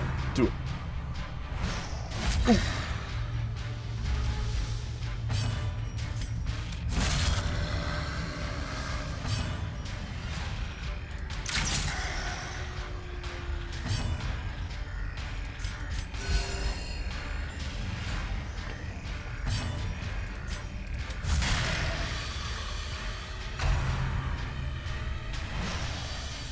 Oh no, his riposte just ended. That would have been great. Finish him off with that.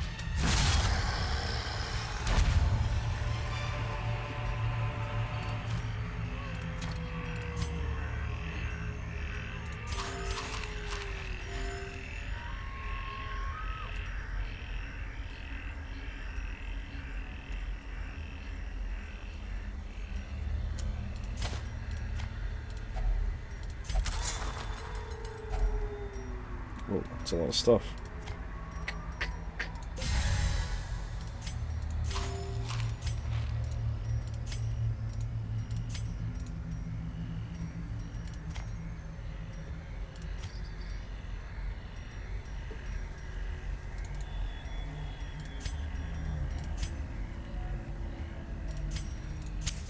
Enemy Camperu.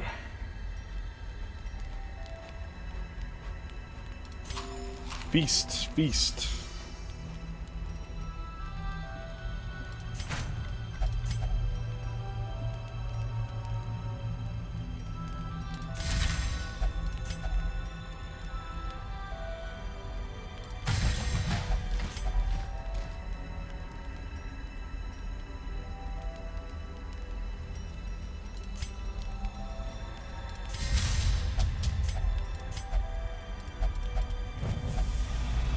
Of course.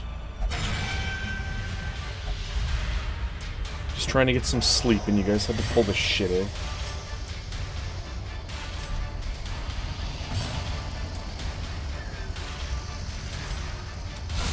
Take that, fuckface.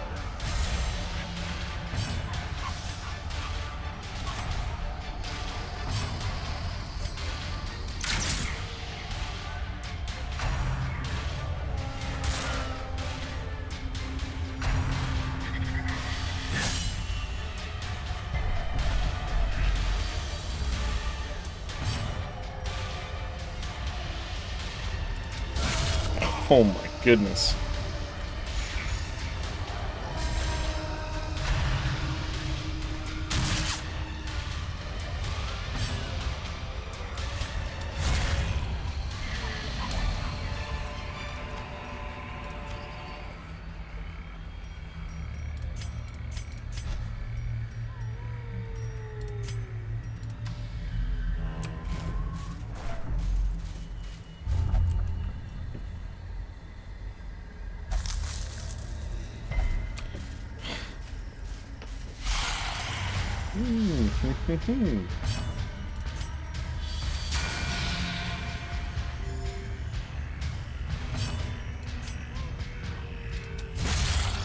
This guy hits so damn hard.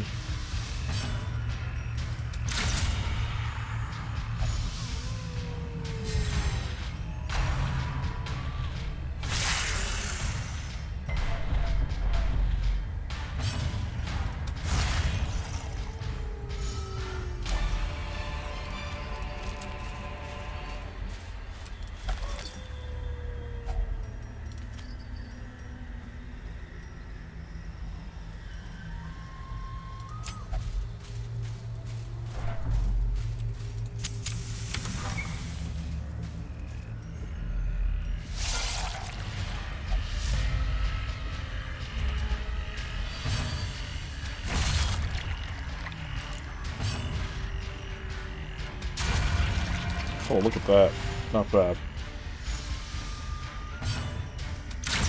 Not bad at all.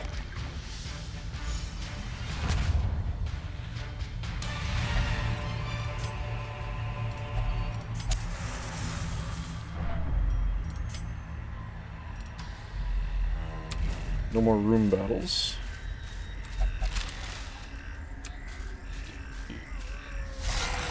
Might as well keep going. Finish this off.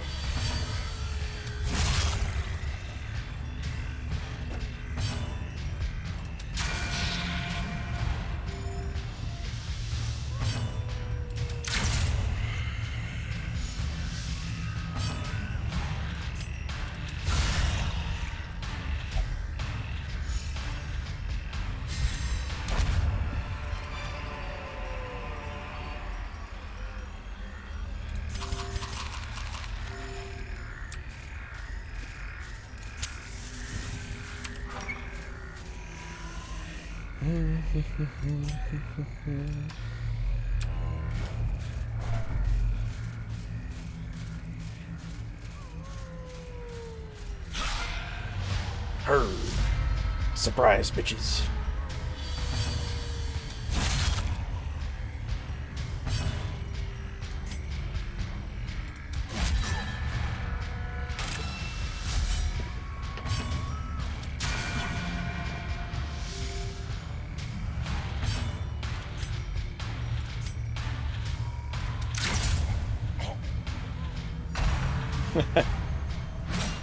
Oh.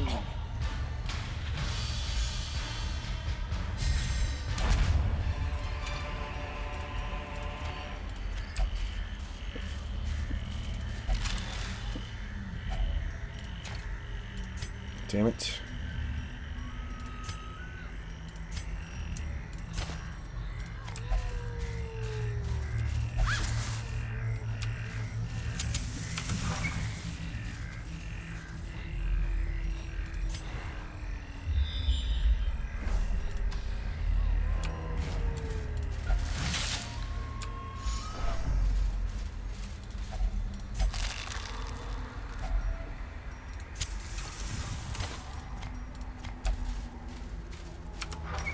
Guess I didn't have to get rid of those.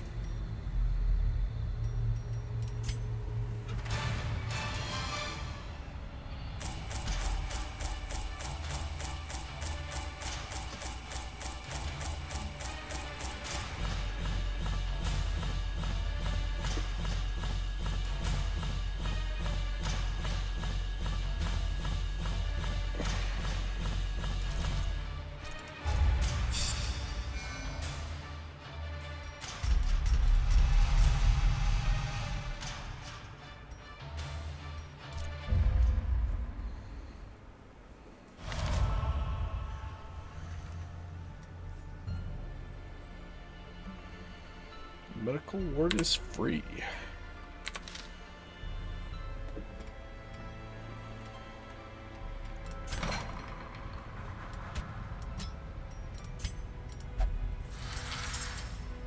Almost diseased. Nope.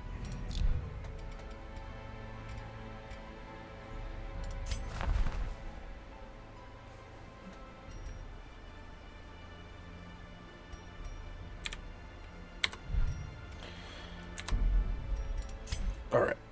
I'm calling it a night. I gotta still go for a little strolly poo. Yeah, 4 in the morning. Not bad. Alright. I'm taking off. I'll be on tomorrow, as always. I will see you guys then. Have yourself a good night. Peace.